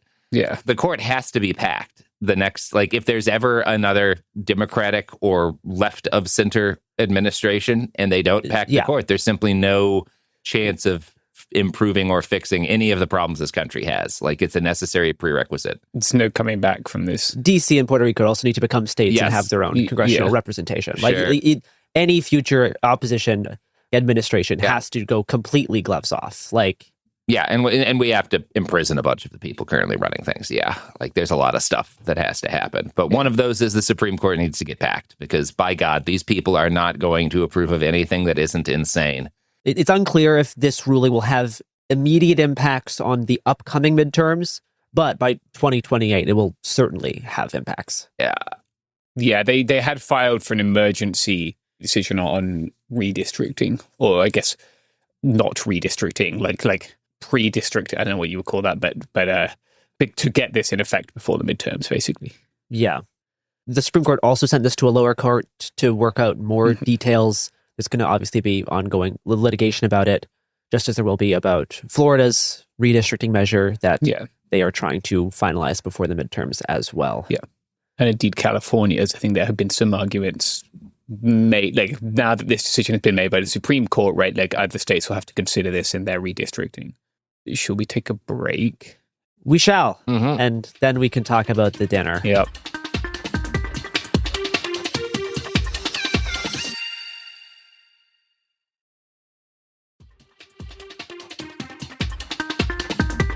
Okay, we are back. Let's talk about the dinner. Let's talk about the shooting that happened at the dinner, the thing that everyone else has been talking about for the past 5-6 days. So yeah, on April 25th, during the White House Correspondents' dinner, everyone's favorite event. It's a shame we weren't there. It is unfortunate that we were not there to point our vertical video at our face as the news happens in front of us. Oh, I would have been filming just your face, Garrison, and just like really tight in, like to the point where it's difficult for you to get up and move. Yeah. I keep watching. No, Garrison, face the camera. Come on, the people need to see this. I'd be assuming the war fighter posture. You're gonna get up like Eggstead and storm around. Yeah. I would also be shielding myself behind Stephen Miller's wife. Hey, that could have been either way. He could have been protecting the wife. I know it could have been either way. Yeah, it's funny though. It's funny. Yeah. At least Miller wasn't getting cucked, unlike the FBI director. Yeah. That is funny that he abandoned his wife. Yeah. Girlfriend. Sorry. Okay. I guess we should just go. Let's recap the events for people who live under a rock. So shortly before 8:30 p.m., the alleged shooter approached the Secret Service security screening checkpoint located on the terrace level of the hotel. This was the level above the ballroom level where the actual dinner was taking place. James, we should probably just read from the court document. Yeah, I think I'm just going to read this straight from the government's DOJ statement in the court, right? Before the defendant approached the checkpoint, he discarded a long black coat that concealed a 12-gauge pump-action shotgun. The defendant then sprinted through one of the magnetometers at the checkpoint and ran in the direction of the stairs leading to the ballroom where the president and members of his family and cabinet were located. As the defendant did so, he held a shotgun in both hands in a raised position parallel to the ground. A United States Secret Service officer observed the defendant fire the shotgun in the direction of the stairs leading down to the ballroom. The Secret Service officer and others at the checkpoint heard the gunshot. The Secret Service officer drew his service weapon and fired 5 times at the defendant. The defendant fell to the ground and was restrained by law enforcement and was placed under arrest. The defendant suffered a minor injury to his knee, but was not shot. We can, in a second, talk about whether he shot the Secret Service officer. Yeah, because there's an interesting Washington Post review that's out, too, now. Yeah, and a couple of court documents just filed today. Yeah. Let's talk a little bit about the just circumstances of this, right? This person had purchased, according to court documents, he purchased 2 weapons from separate firearms dealers in California, buying the shotgun on or about August 17th, 2025, and the pistol on or about October 6th, 2023. He had the pistol for a while. The shotgun was more of a recent purchase. Yeah. The pistol is a fascinating choice. Amazing choice. 38 Super. Yeah, I have never seen a 38 Super handgun outside of they're common in Mexico because they have a certain cachet and cultural value. Every 38 Super handgun that I have personally held was embossed in gold and silver. Yeah. And usually a Mexican flag, but not exclusively. Yeah, or like some sort of heraldry that denotes that is associated sometimes with organized crime. Like I'm not when I say associated with organized crime. A few weeks ago, right, I talked about a material support for terrorism case, which centered on a firearms dealer who was selling grips for 38 Super pistols with images that are associated with cartels. Like when you buy a 38 Super, someone at the ATF gets an email, I bet. Like these things are very rare and they have a certain consumer base. Now, obviously, there are normal 38 super pistols that exist. Yeah. They're just like, today, most people buy, because it's a weird moon round, too. Mm-hmm. It's not a normal, like, there's nothing wrong with it, but it's not a round that's commonly carried. It's expensive. It's primarily something that has, like, cachet for drug dealers. But I guess also, my interpretation, and I guess I know maybe this is getting too much into my side of things, but I do have a theory as to why he would have picked this gun and the shotgun that he picked. But we can talk about that later if you want. We'll get to that in a sec, yeah. He also had I believe, 2 knives and 4 daggers. Yeah. 6 bladed weapons. Really want to see pictures of those bladed weapons. They are in the court documents, buddy. Let me just find those for you. We have an enhanced image of some of them, too. Yeah, so we should talk about this. The government submitted a quote-unquote enhanced image in the court case. Mr. Allen took a picture of himself at about 8:03 p.m., so about half an hour before he rushed past the magnetometer there. In the picture, we can see he is wearing black suit pants. He is wearing a black shirt. He has a red tie, which inexplicably is tucked into his pants. He has a shoulder holster and a large K-bar knife in a downwards drawer configuration. He is carrying a pair of pliers and a pair of wire cutters in a holster on his left side. On his right side, he is carrying a small leather bag, which allegedly contained more shotgun rounds. And the 1911 is in a crusher or shoulder holster, right? None of this screams highly trained. The quote-unquote enhanced image was basically a zoomed-in copy of this photo that, if I were to guess, the word enhanced means that they use some kind of sharpening or AI image sharpening tool. Yes. None of which are real, in terms of, like, none of which are actually enhancing or sharpening. The details that you are seeing should not be allowed to be, like, viewed in court, right? No. Yeah. The AI is guessing. There's not extra data in the photo that the AI is uncovering. Like, the AI is basically attempting to clean up an image, which is fine if you have, like, a blurry photo of you and, like, your wife when you got into your first apartment together that you want cleaned up. Yeah. But it's not valid should not in court, be in court. Should not be. Yeah. I'm sure we'll see the defense challenge this, and I'll be interested to know, like, what AI they used. And, did they ask for various iterations of the enhancement, or did they, this will be interesting. I don't think it materially inserted anything. We can see the same Samsung phone. I can see the handle of the knife in both images. I can see the handle of the handgun. This is more of like a principle thing. Yeah. Than like, did this specifically affect the photo in this case in any way that would lead to the evidence being more useful? Yes, exactly. Yeah. This is a bad slippery slope. So talking of his phone, he kept it with him as he traveled across the country. On a train, taking notes about the landscape as he went. Amtrak. Yeah. He took Amtrak, and, like, he was enchanted by, like, the deserts and he liked Chicago. He thought the woods on the East Coast were great. Like, he kept like a journal where he wrote about the trip. Yeah, in the notes app of his phone. Yeah.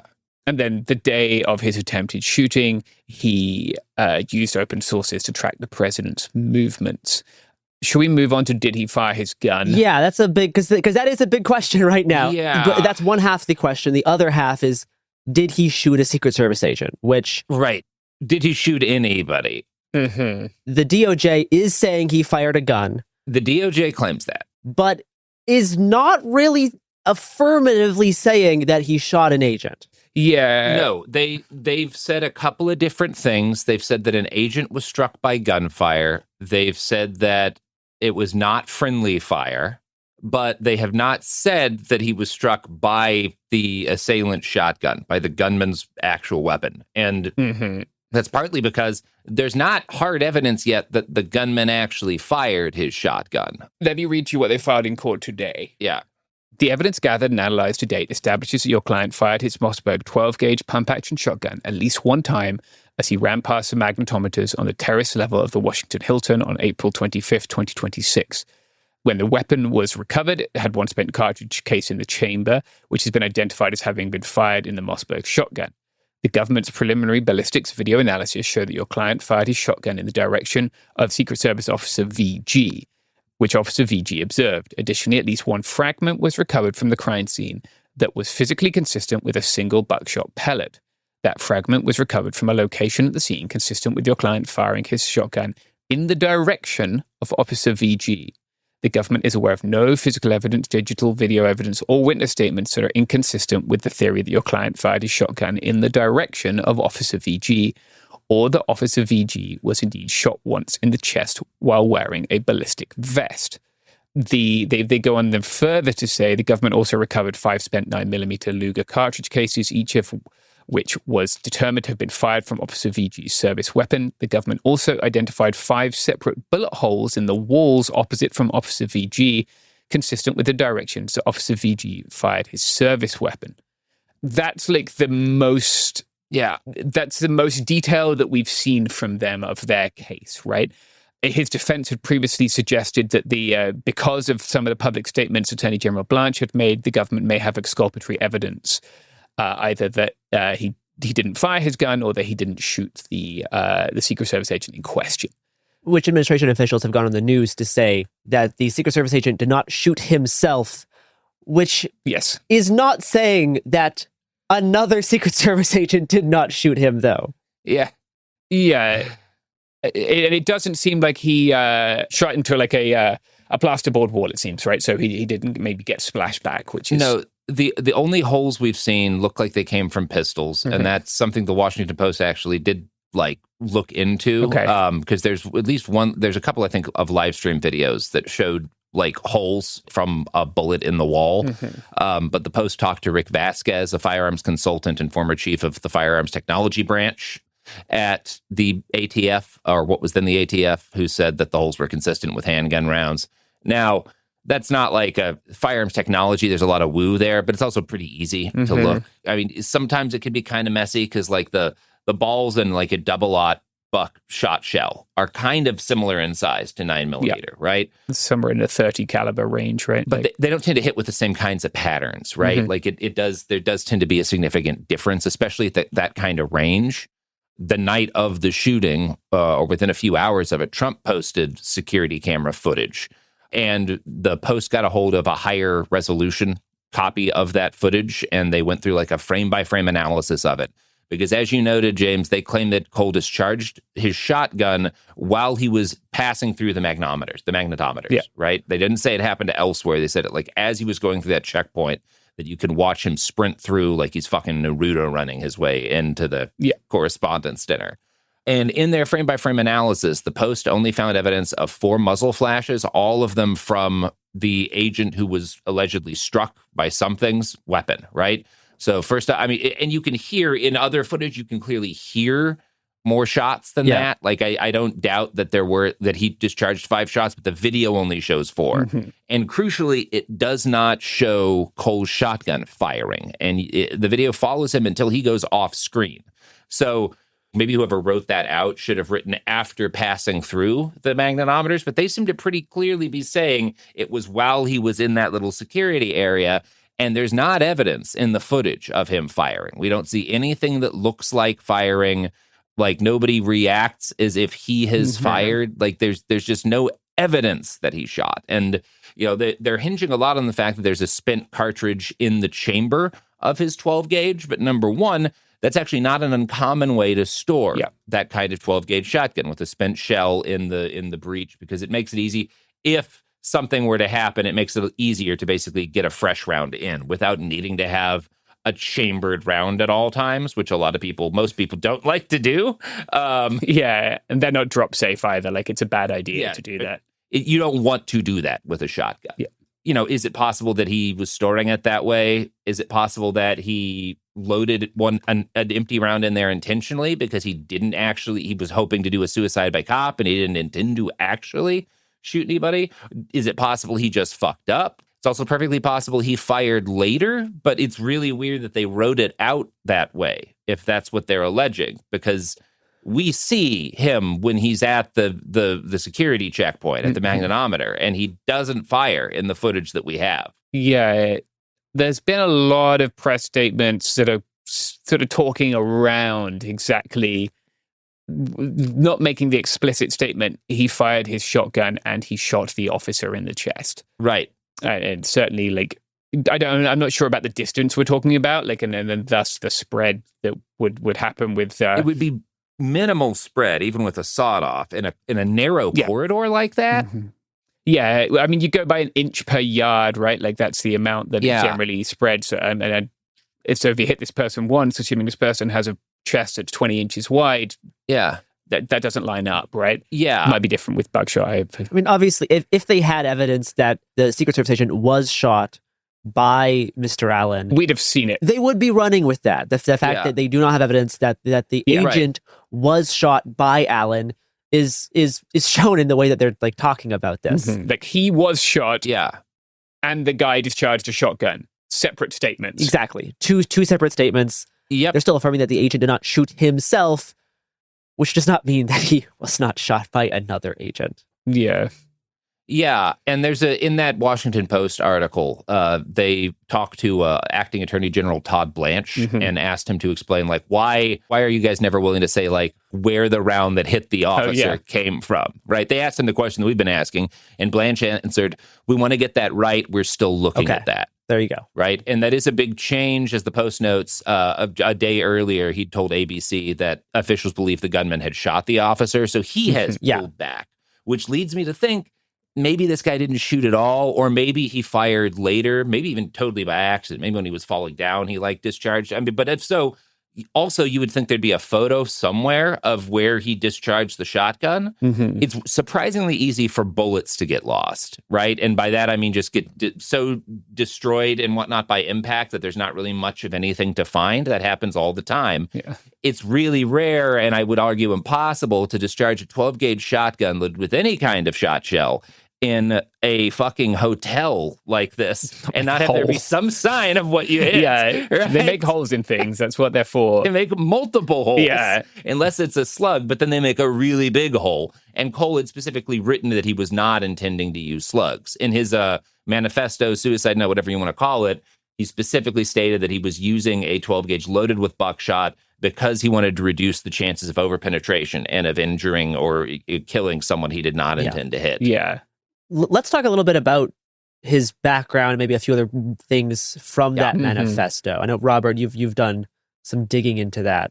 I did the normal thing that at least one of us does, generally all of us do in some form, after every kind of mass shooting or like publicly notable terror attack or whatever, and just found myself looking through a stranger's social media. Yeah. There's been a couple of good articles out about him now. Most of like the first things that we knew about this guy, like the very first fact is when his name came out, there were two different guys who kind of lived in the Torrance area who were immediately like there were responses under Cole Allen. And one of them was like some fucking white dude who worked at, I think it was a consulting firm or something. I don't know. It wasn't but he just looked like he might have been 30. And the other was Cole Thomas Allen. And it was him winning a Teacher of the Year award at he worked at a company that was basically doing like top college test prep tutoring, right? Yeah. So he was a teacher. Some people got really angry at the description of him as a teacher because they're being like, he's trying to like badmouth public school teachers. He's not a public school teacher, but there are other kinds of teachers. He was the teacher of the month at the tutoring academy that he worked at. Yeah. Yeah. I had found by the time I got there, which was like 20 minutes after the name started spreading, the Facebook page of the school that he worked, or the tutoring academy, whatever that he worked at, which I'm not going to name, but it was hundreds of posts already being like, good to see this is who's teaching your kids, like you hired a terrorist, all this kind of like. Yeah, usual. Yeah, it's bleak. It's the normal thing that happens, with anything related to this.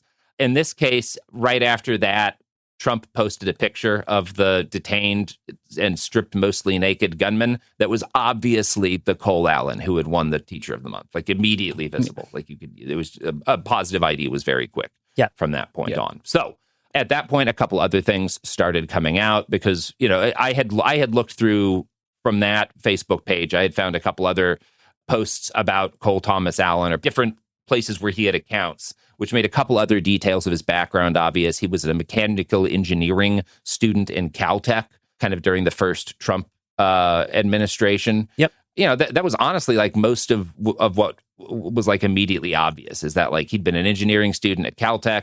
He'd worked as a teacher, and he'd been a part of, in his LinkedIn, you can see that he'd been a part of Caltech's Christian Fellowship, and the Nerf Club, right? Yeah.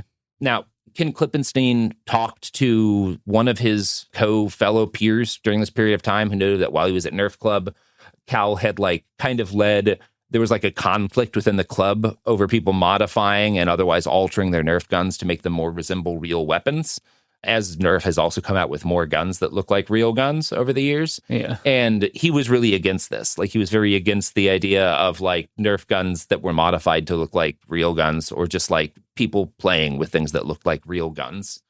Now, fast forward to the actual day of the shooting, his Blue Sky account got found fairly quickly alongside the LinkedIn. Obviously, that got deleted in very short order, but it was archived, thankfully, by a very nice person who realized that it would probably be useful to have actual documentation about what this guy was doing online rather than rely on a bunch of different articles making claims. So I went through all of that, as soon as it came out. He had about 500 followers. He was following about 114 people. He did not post often on his own, but when he did, in the two different occasions I could find of him posting on his own in this incomplete archive of his Blue Sky, one of them was him posting in sympathy and solidarity with Ukraine, which is something that was very consistent. He reposted a ton of different fundraisers from different Ukrainian military units. That was in his user bio as well, support for Ukraine. Yeah, he was massively supportive of Ukraine. Yeah.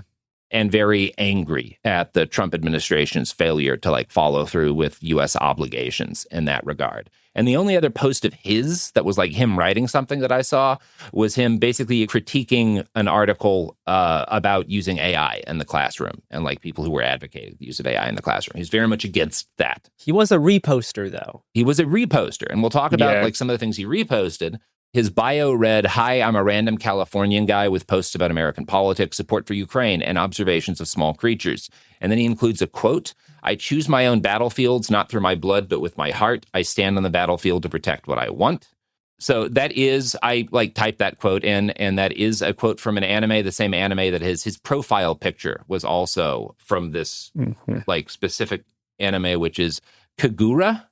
I don't know how that's pronounced. I think the character that he had his PFP of was Kagura. It's this red-haired lady with these weird ball things on either side of her hair. I don't fully know how to describe this lady's hairstyle. It's kind of vaguely Princess Leia-esque, and that appears to be who his PFP photo is. Okay. The series is called Gintama. I don't know much about this. I've heard people online being "Oh, he was a fan of this anime. That means something or other," but I don't actually understand enough about the anime to give much of an analysis of that. I think it's just people being because of the character he likes, it makes sense that he's a guy who would do something very extreme. I don't know enough about the anime to say how relevant that is, but the quote kind of does sound relevant to what he actually did. I stand on the battlefield to protect what I want. And you can read stuff like that in his manifesto. Yeah, and you can read stuff like that in his manifesto, which we'll talk about. His actual reposts are very normal lib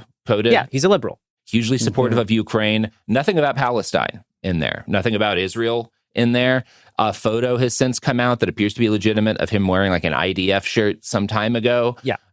He doesn't say anything. Again, in the limited, we don't have his whole Blue Sky in here. In the limited archive we have, I don't see anything of him him talking at all about Israel. So I don't have enough to say that he was strongly supportive, but there's a real discrepancy between how he talks about Ukraine and him mentioning anything at all about what's happening in Gaza, right? Yeah.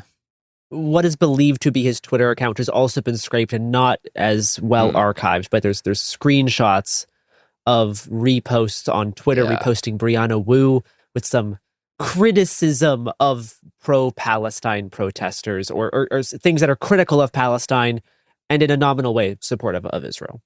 Yeah, and it's kind of hard to tell. Was he just more quiet about this online because he wanted to avoid, getting dogpiled, or is this just something that as the genocide got worse and worse, he became less willing to talk about? I don't know, but it's just noteworthy how much how absent that kind of discussion is next to how often he talks about Ukraine. Next to the Ukraine stuff, yeah. Yeah. He also reposted a bunch of very normal posts. There was one from a user, if you guys remember a week or so ago, the New York Times published an interview with Hassan Piker, the streamer, And the article was titled, "The Rich Don't Play by the Rules, So Why Should I? Why Petty Theft Might Be the New Political Protest." It's where Hassan tried to introduce the term micro-looting to the discourse, which I don't support at all. But it was like a pro-shoplifting kind of argue, kind of a casual and jokey pro-shoplifting argument, right? I don't want to... Yeah. People have blown this out of proportion. But it's interesting that he came down against Hassan's side on that. He was basically reposting someone who was like, hey, I've spent a lot of time in countries where graft and grifting are like normal, and it's really bad for that to happen. You don't want that to happen to your country. So he's certainly not like on the far left, like direct action is good, I love committing crimes, anarchist side of things. Yeah. He is not at all that kind of guy. Yeah. He's a liberal. He is a Will Stanselite. He is like a lot of Will Stansel reposts. A lot of Will Stansel posts. Yeah. Yeah. He reposted me a couple of times. He posted me like talking about like the Pope, right? Like because making fun of Trump for calling the Pope soft on crime. Like not any of my like spicy takes, right? No, just like viral posts on Blue Sky. He didn't do a lot of spicy takes. He reposted a lot of like normal viral stuff you'd expect. He was really angry about COVID-19. He hates Elon Musk. He reposted a lot of like, Elon Musk wants poor African children to die, like kind of content, talking about that after some of the more recent articles about how many people died as a result of like the American like aid cuts that Musk was a major part in. He was very angry about that. He reposted Bill Kristol saying abolish ICE. Okay. And there's a couple of different posts that he shared about or from people who were criticizing the White House Correspondents' dinner. And particularly like when Jake Tapper fucking made a post about like, here's the napkins that we've got that have like, freedom of the press, the First Amendment stuff on it that like is supposed to be like, this is our protest against the president, right? Like we've got these monogram napkins.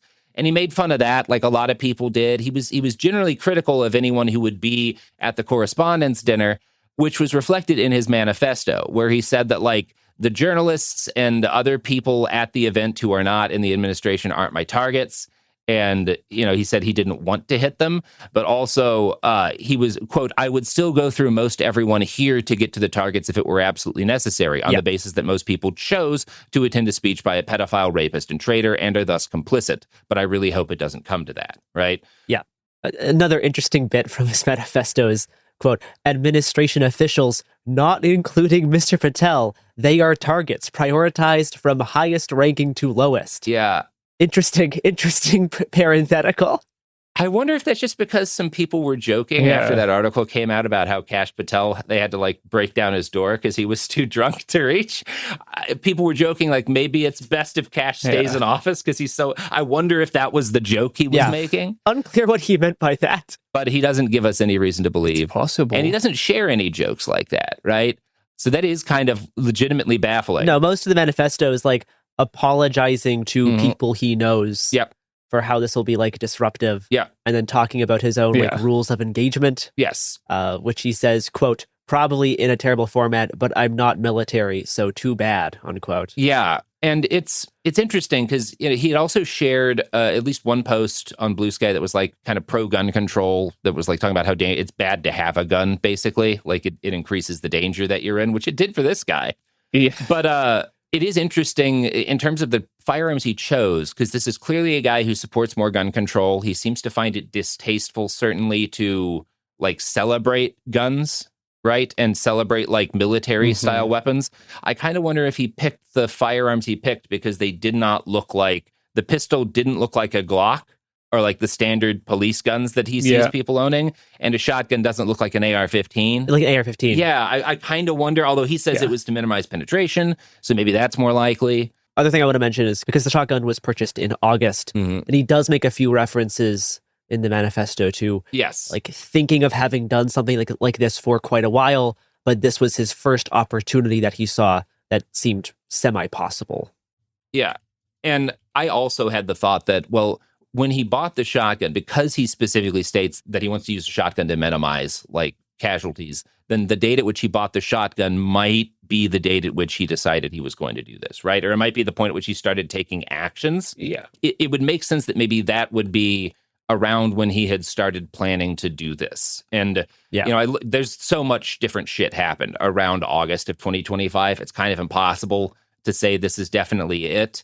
I did notice that August 25th, 2025 is when Trump issued his additional measures to address the crime emergency in the District of Columbia executive order. Yeah, the military occupation of D.C. Yeah. Okay.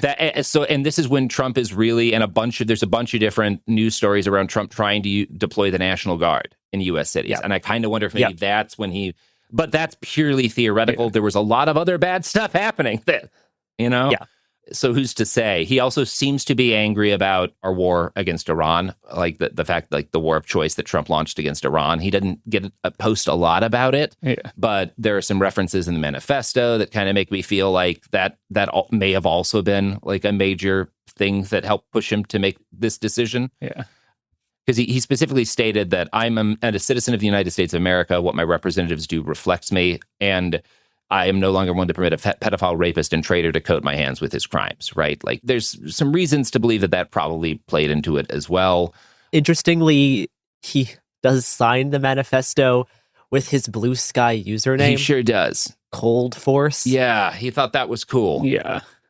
Perhaps that was a name he used, I don't know, in his nerfing activities, or like it was something that meant something to him. Another thing that's probably worth talking about, because Trump has made the claim several times that this guy was anti-Christian, that hatred of Christianity is what drove him. Yeah. As I said before, in Caltech, he was a member of the Christian group. I'll talk about that in a second. But in his manifesto, he specifically justifies what he's doing as a Christian. There is a segment in there where he's going through like some objections he knows people in his life will have and kind of rebutting them. Yeah. An objection one is, as a Christian, you should turn the other cheek. Rebuttal, turning the other cheek is for when you yourself are oppressed. I'm not the person raped in a detention camp. I'm not the fisherman executed without trial. I'm not a school kid blown up or a child starved or a teenage girl abused by the many criminals in this administration, right? So he specifically is justifying this as a Christian. On Christian grounds. On Christian grounds. He thanks his church, which seems to have been a major part of his life. So there's a quote from Ken Klippenstein's article about his time at Caltech. He was pretty prominent at the Caltech Christian Fellowship, pretty Christian and mellow. If I didn't see his face eating carpet, I would have never believed it. And then I found a Christianity Today piece that just came up a few hours ago. And a line from that is, Allen's father, Thomas Allen, was listed as an elder at Grace United Reformed Church in Torrance, an evangelical congregation that describes itself as preaching a gospel that is Christ-centered, covenantal, and confessional. The church's leadership page and social media pages have been pulled down. Yeah. And it's fucked up. They had to have like security guards, armed guards, like escort worshipers inside and out this weekend just because of like all of the press around this. Yeah, I bet. Elizabeth Terlinden, who also knew him at the time, told the New York Times he was definitely a strong believer in evangelical Christianity at the time that I knew him. She was in the Caltech Christian Fellowship with him. So this guy appears to have been like a very strong evangelical Christian, like a liberal Christian. Yeah. We don't exactly know, was his Christianity always like progressive and like liberal tinted, or was he kind of, more conservative at a different point in his life? Yeah. We do know that within the last couple of years, he got involved in left-wing activism in Los Angeles. His sister told law enforcement that after he got more involved in left-wing activism, particularly a group who called themselves the White Awakes, which was referencing an anti-slavery protest in the 1860s. Oh, yeah. Okay. Yeah, right? Yeah. Like these were some of the people who backed Lincoln. So he joins some group in Ellicott called the White Awakes for some period of time. He starts talking more radically, starts showing up to more protests. And I think he's helping with a couple of different kinds of things with a couple of different groups.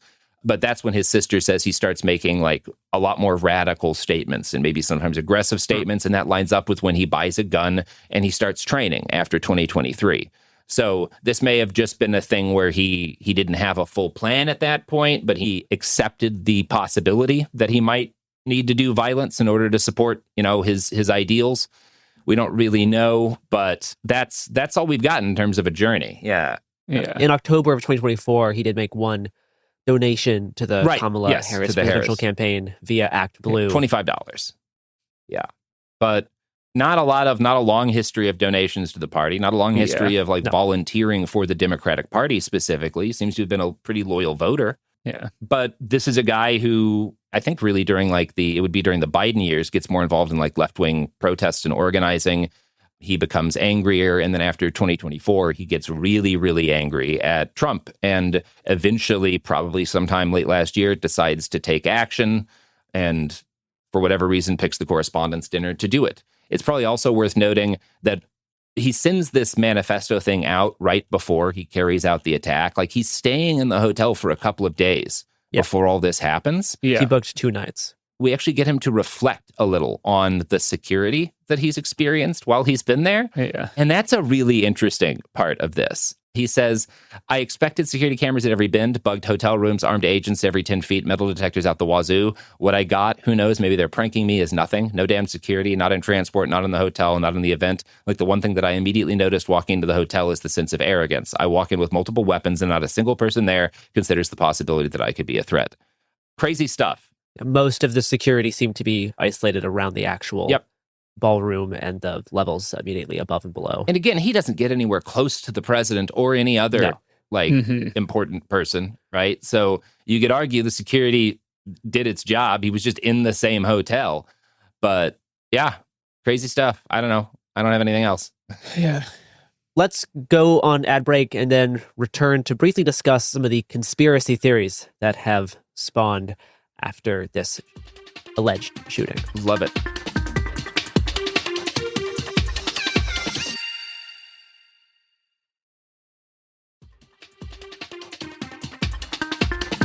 Okay, we are back. Immediately after the event took place, tons of conspiracy theories started cropping up, obviously piggybacking off of the Butler, Pennsylvania ones. This was not helped by the confusion in early reports, because once you get every journalist in DC in one room and then an event happens, that means every journalist has a kind of different version of the event that gets immediately blasted out online and on the news. So there was not a clear sequence of events in the immediate aftermath of the shooting. There was reports that maybe it was just dishes being dropped. Eventually it was clear that no, there was an actual shooting, and Wolf Blitzer did lose a shoe in the course of the events. He sure did. Poor Wolf. Now, also not helping things, Trump was basically live truthing this investigation on the night of the shooting. And it was not clear to many people that the shooting did not happen on the ballroom level. And that the shooter did not get close to the targets. Well, also, the people in the main room were still very scared because, they had no real context on what was happening, and everyone around them just started freaking out. Because there's the military running around, Secret Service running around, they heard gunshots. Yeah, it is a frightening thing. You're seeing J.D. Vance get pulled off stage, Trump's ducking down. What I do feel is kind of interesting about this is you've got this whole DC class of press and other important people who are not in power themselves but are close to it. And they do a lot of the things that they do because they like being close to power. And there's this illusion that comes with that, I think, for a lot of these people of importance that gets ripped away when the Secret Service pulls all of the people who are important out of the room, and you're just left wondering if you're in danger. That's what it'll be like if there's a nuclear war. All of these people will suddenly have the few folks who have a detail get ripped out of the room, and then you'll just hear the sirens start and have no idea what's happening, and realize that your whole life in pursuit of being close to power has brought you no security. Crazy stuff, wild times. Anyway, Garrison? One of the core pieces of quote-unquote evidence that was used to assert that the shooting was some kind of false flag or psyop was a comment made by Press Secretary Carolyn Leavitt shortly before the dinner. This speech tonight will be classic Donald J. Trump.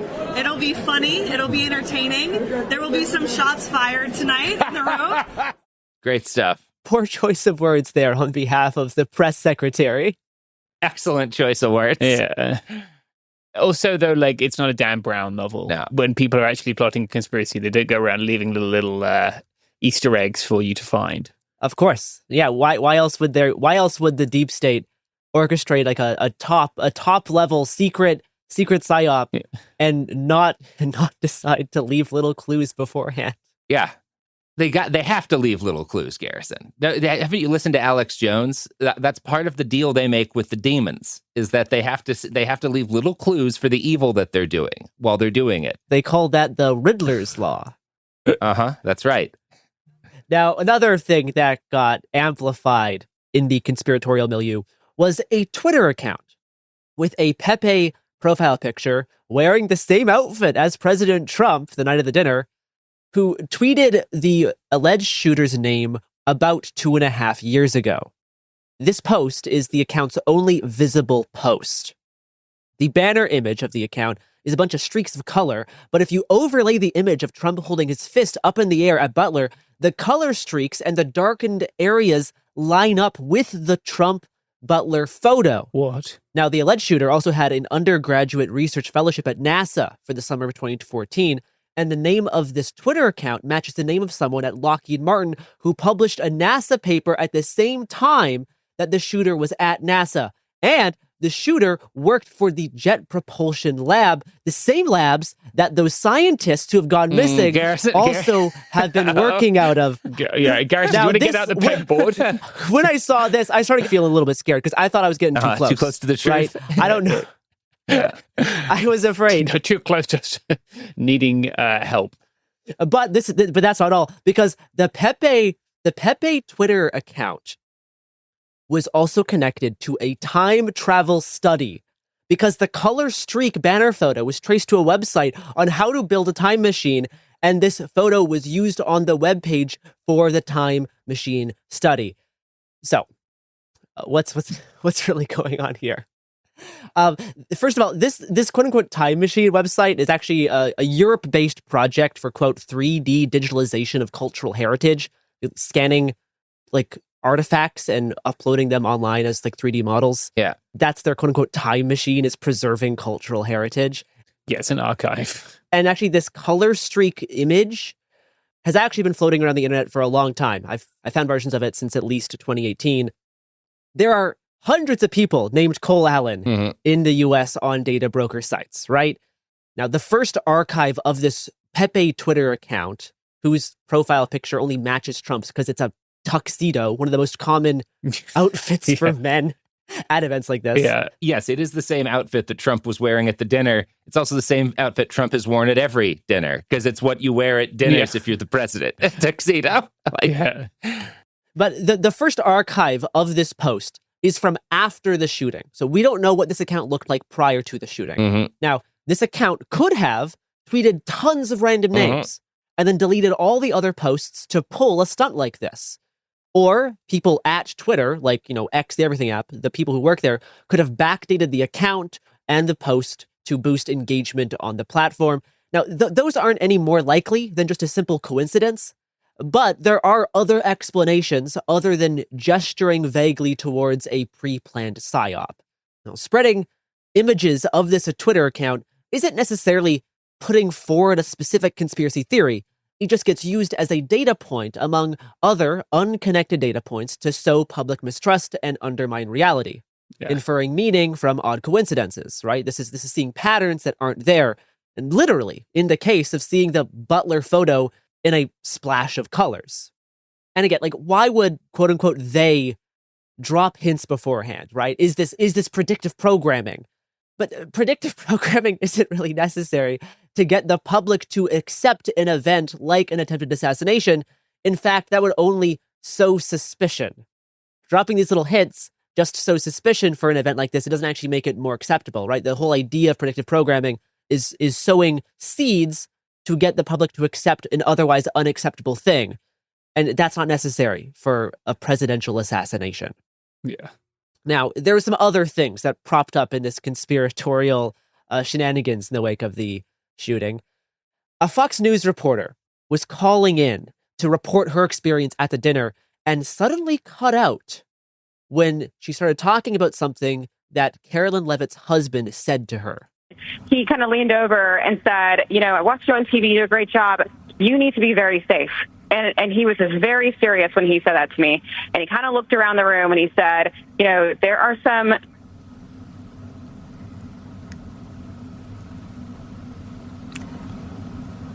Sounds like we lost Aisha's phone there.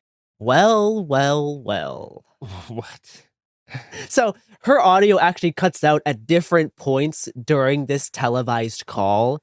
The anchor said that she was having cell service issues, and later on X, this reporter posted that she was about to say that Carolyn Levitt's husband was, quote, telling me to be careful with my own safety because the world is crazy, unquote.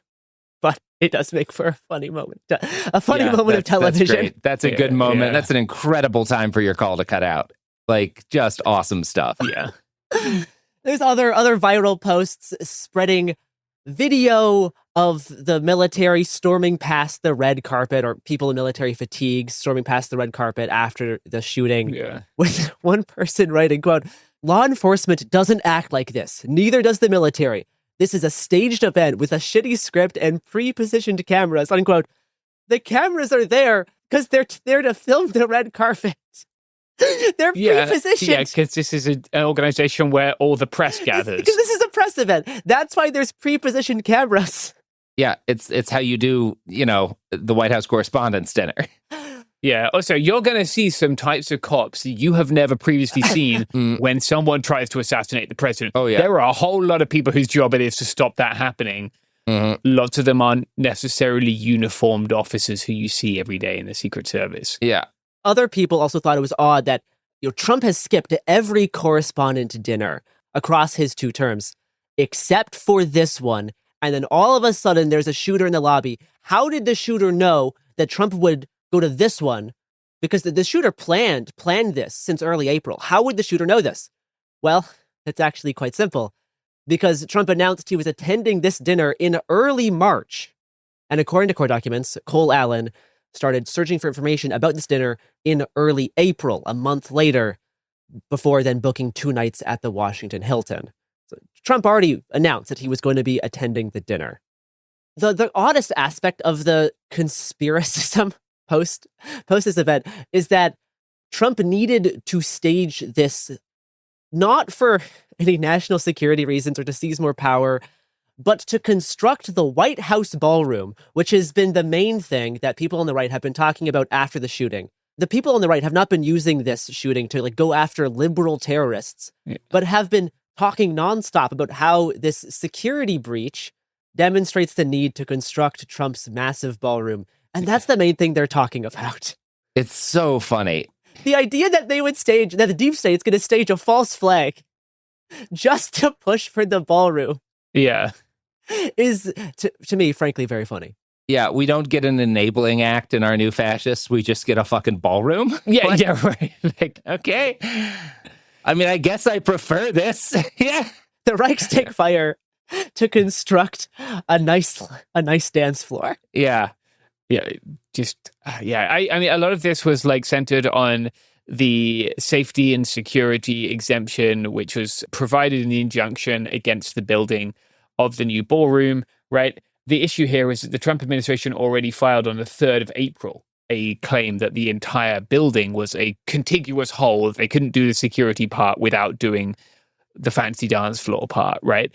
And yes, Trump has also truced about this previous to this event. This wouldn't have really added anything. Yeah.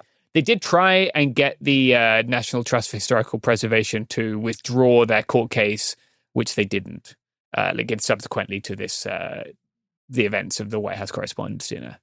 So yeah, that's most of what I have on the conspiracy stuff. There's certainly more, but there's more. Yeah, we're gonna leave it.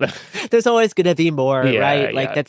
That's the way how it is. We don't have good data on the widespread belief of this theory. There was a poll that circulated that said something like 47% of Democrats thought the attempted assassination was staged.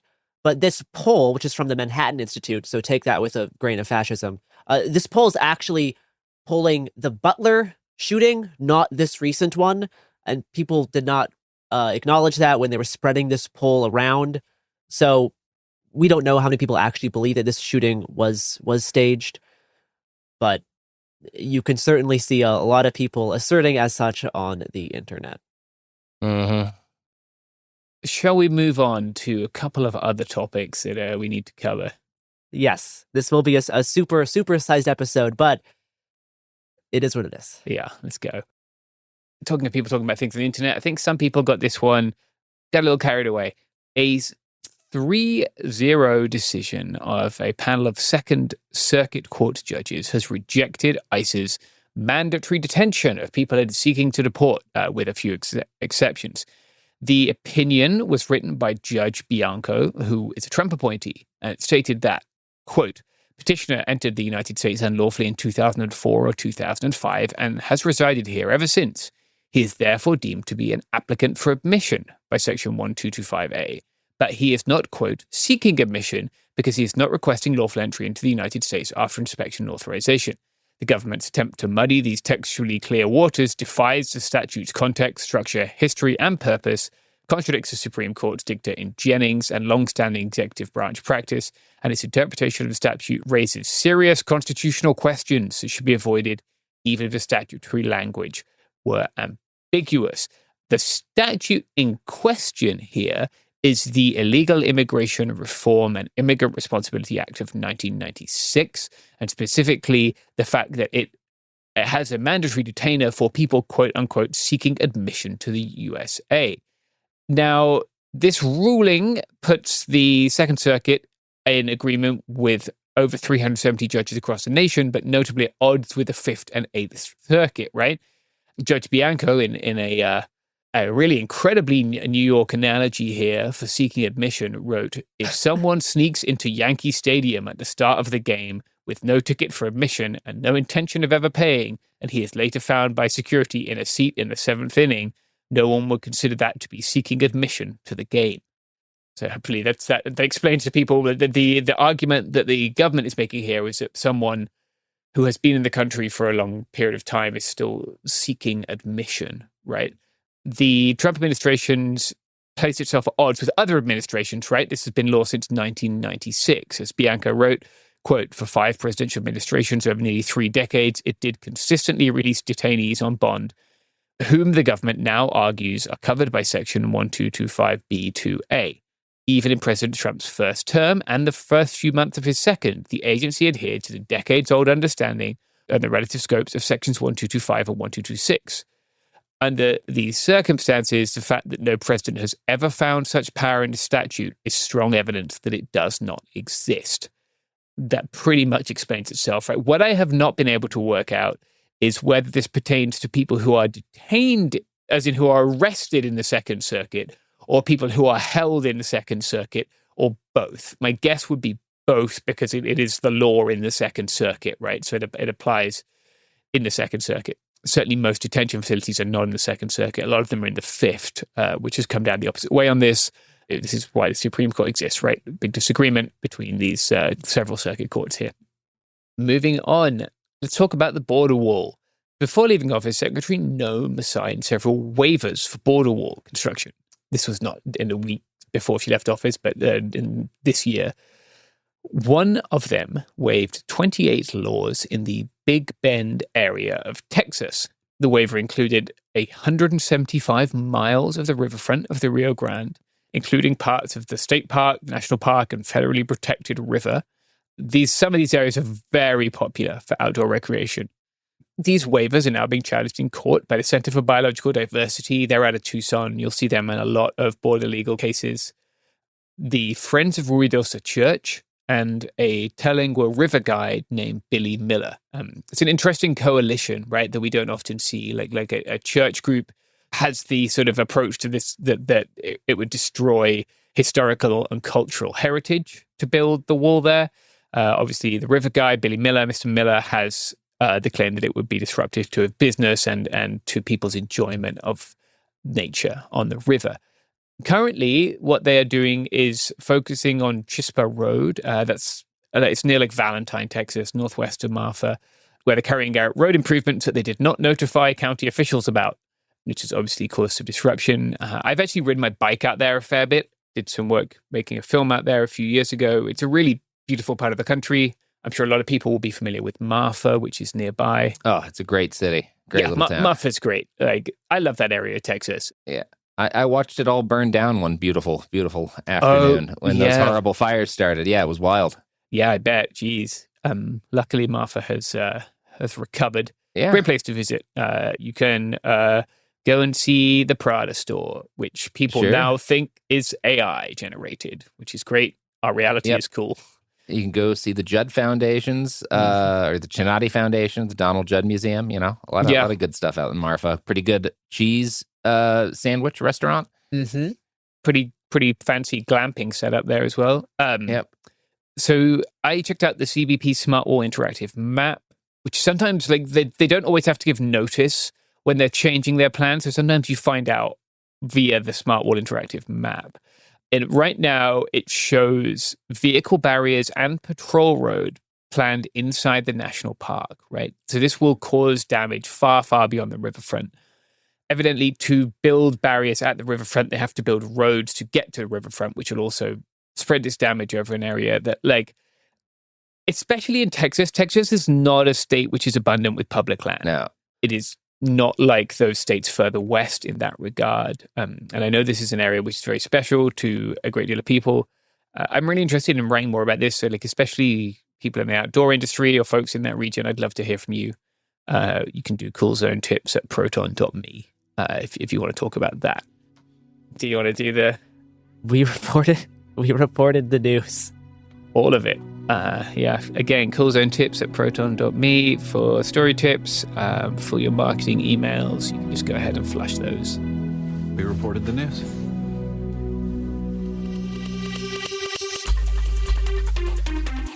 Hey, we'll be back Monday with more episodes every week from now until the heat death of the universe. It Could Happen Here is a production of Cool Zone Media. For more podcasts from Cool Zone Media, visit our website, coolzonemedia.com, or check us out on the iHeartRadio app, Apple Podcasts, or wherever you listen to podcasts. You can now find sources for It Could Happen Here listed directly in episode descriptions. Thanks for listening. This is Jacob Goldstein from What's Your Problem? When you buy business software from lots of vendors, the costs add up and it gets complicated and confusing. Odoo solves this. It's a single company that sells a suite of enterprise apps that handles everything from accounting to inventory to sales. Odoo is all connected on a single platform in a simple and affordable way. You can save money without missing out on the features you need. Check out Odoo at odoo.com. That's odoo.com. This Mother's Day, celebrate all the women who make life brighter with a gift from Pandora Jewelry. Choose jewelry that reflects what she means to you and the moments you share. Make it even more meaningful by personalizing your piece with an engraving in your own handwriting, something no one else has. Either a date, a name, or something unique to you. Because the best Mother's Day gift says more than I love you. It says I appreciate you. It says I see you. Find the perfect Mother's Day gift at your local Pandora store or online at pandora.net. The wait is almost over. Get ready for the NFL season with the highly anticipated 2026 NFL schedule release. Every rivalry, every rematch, and every rookie debut. With matchups locked and kickoffs confirmed. Be there for every can't-miss moment. The full NFL schedule release coming in May. Get all the details at nfl.com/schedule release. Ryan Reynolds here from Mint Mobile with a message for everyone paying big wireless way too much. Please, for the love of everything good in this world, stop. With Mint, you can get premium wireless for just $15 a month. Of course, if you enjoy overpaying, no judgments, but that's weird. Okay, one judgment. Anyway, give it a try at mintmobile.com/switch. Upfront payment of $45 for 3-month plan, equivalent to $15 per month required. Intro rate first 3 months only. Then full price plan options available. Taxes and fees extra. See full terms at mintmobile.com. This is an iHeart podcast. Guaranteed Human.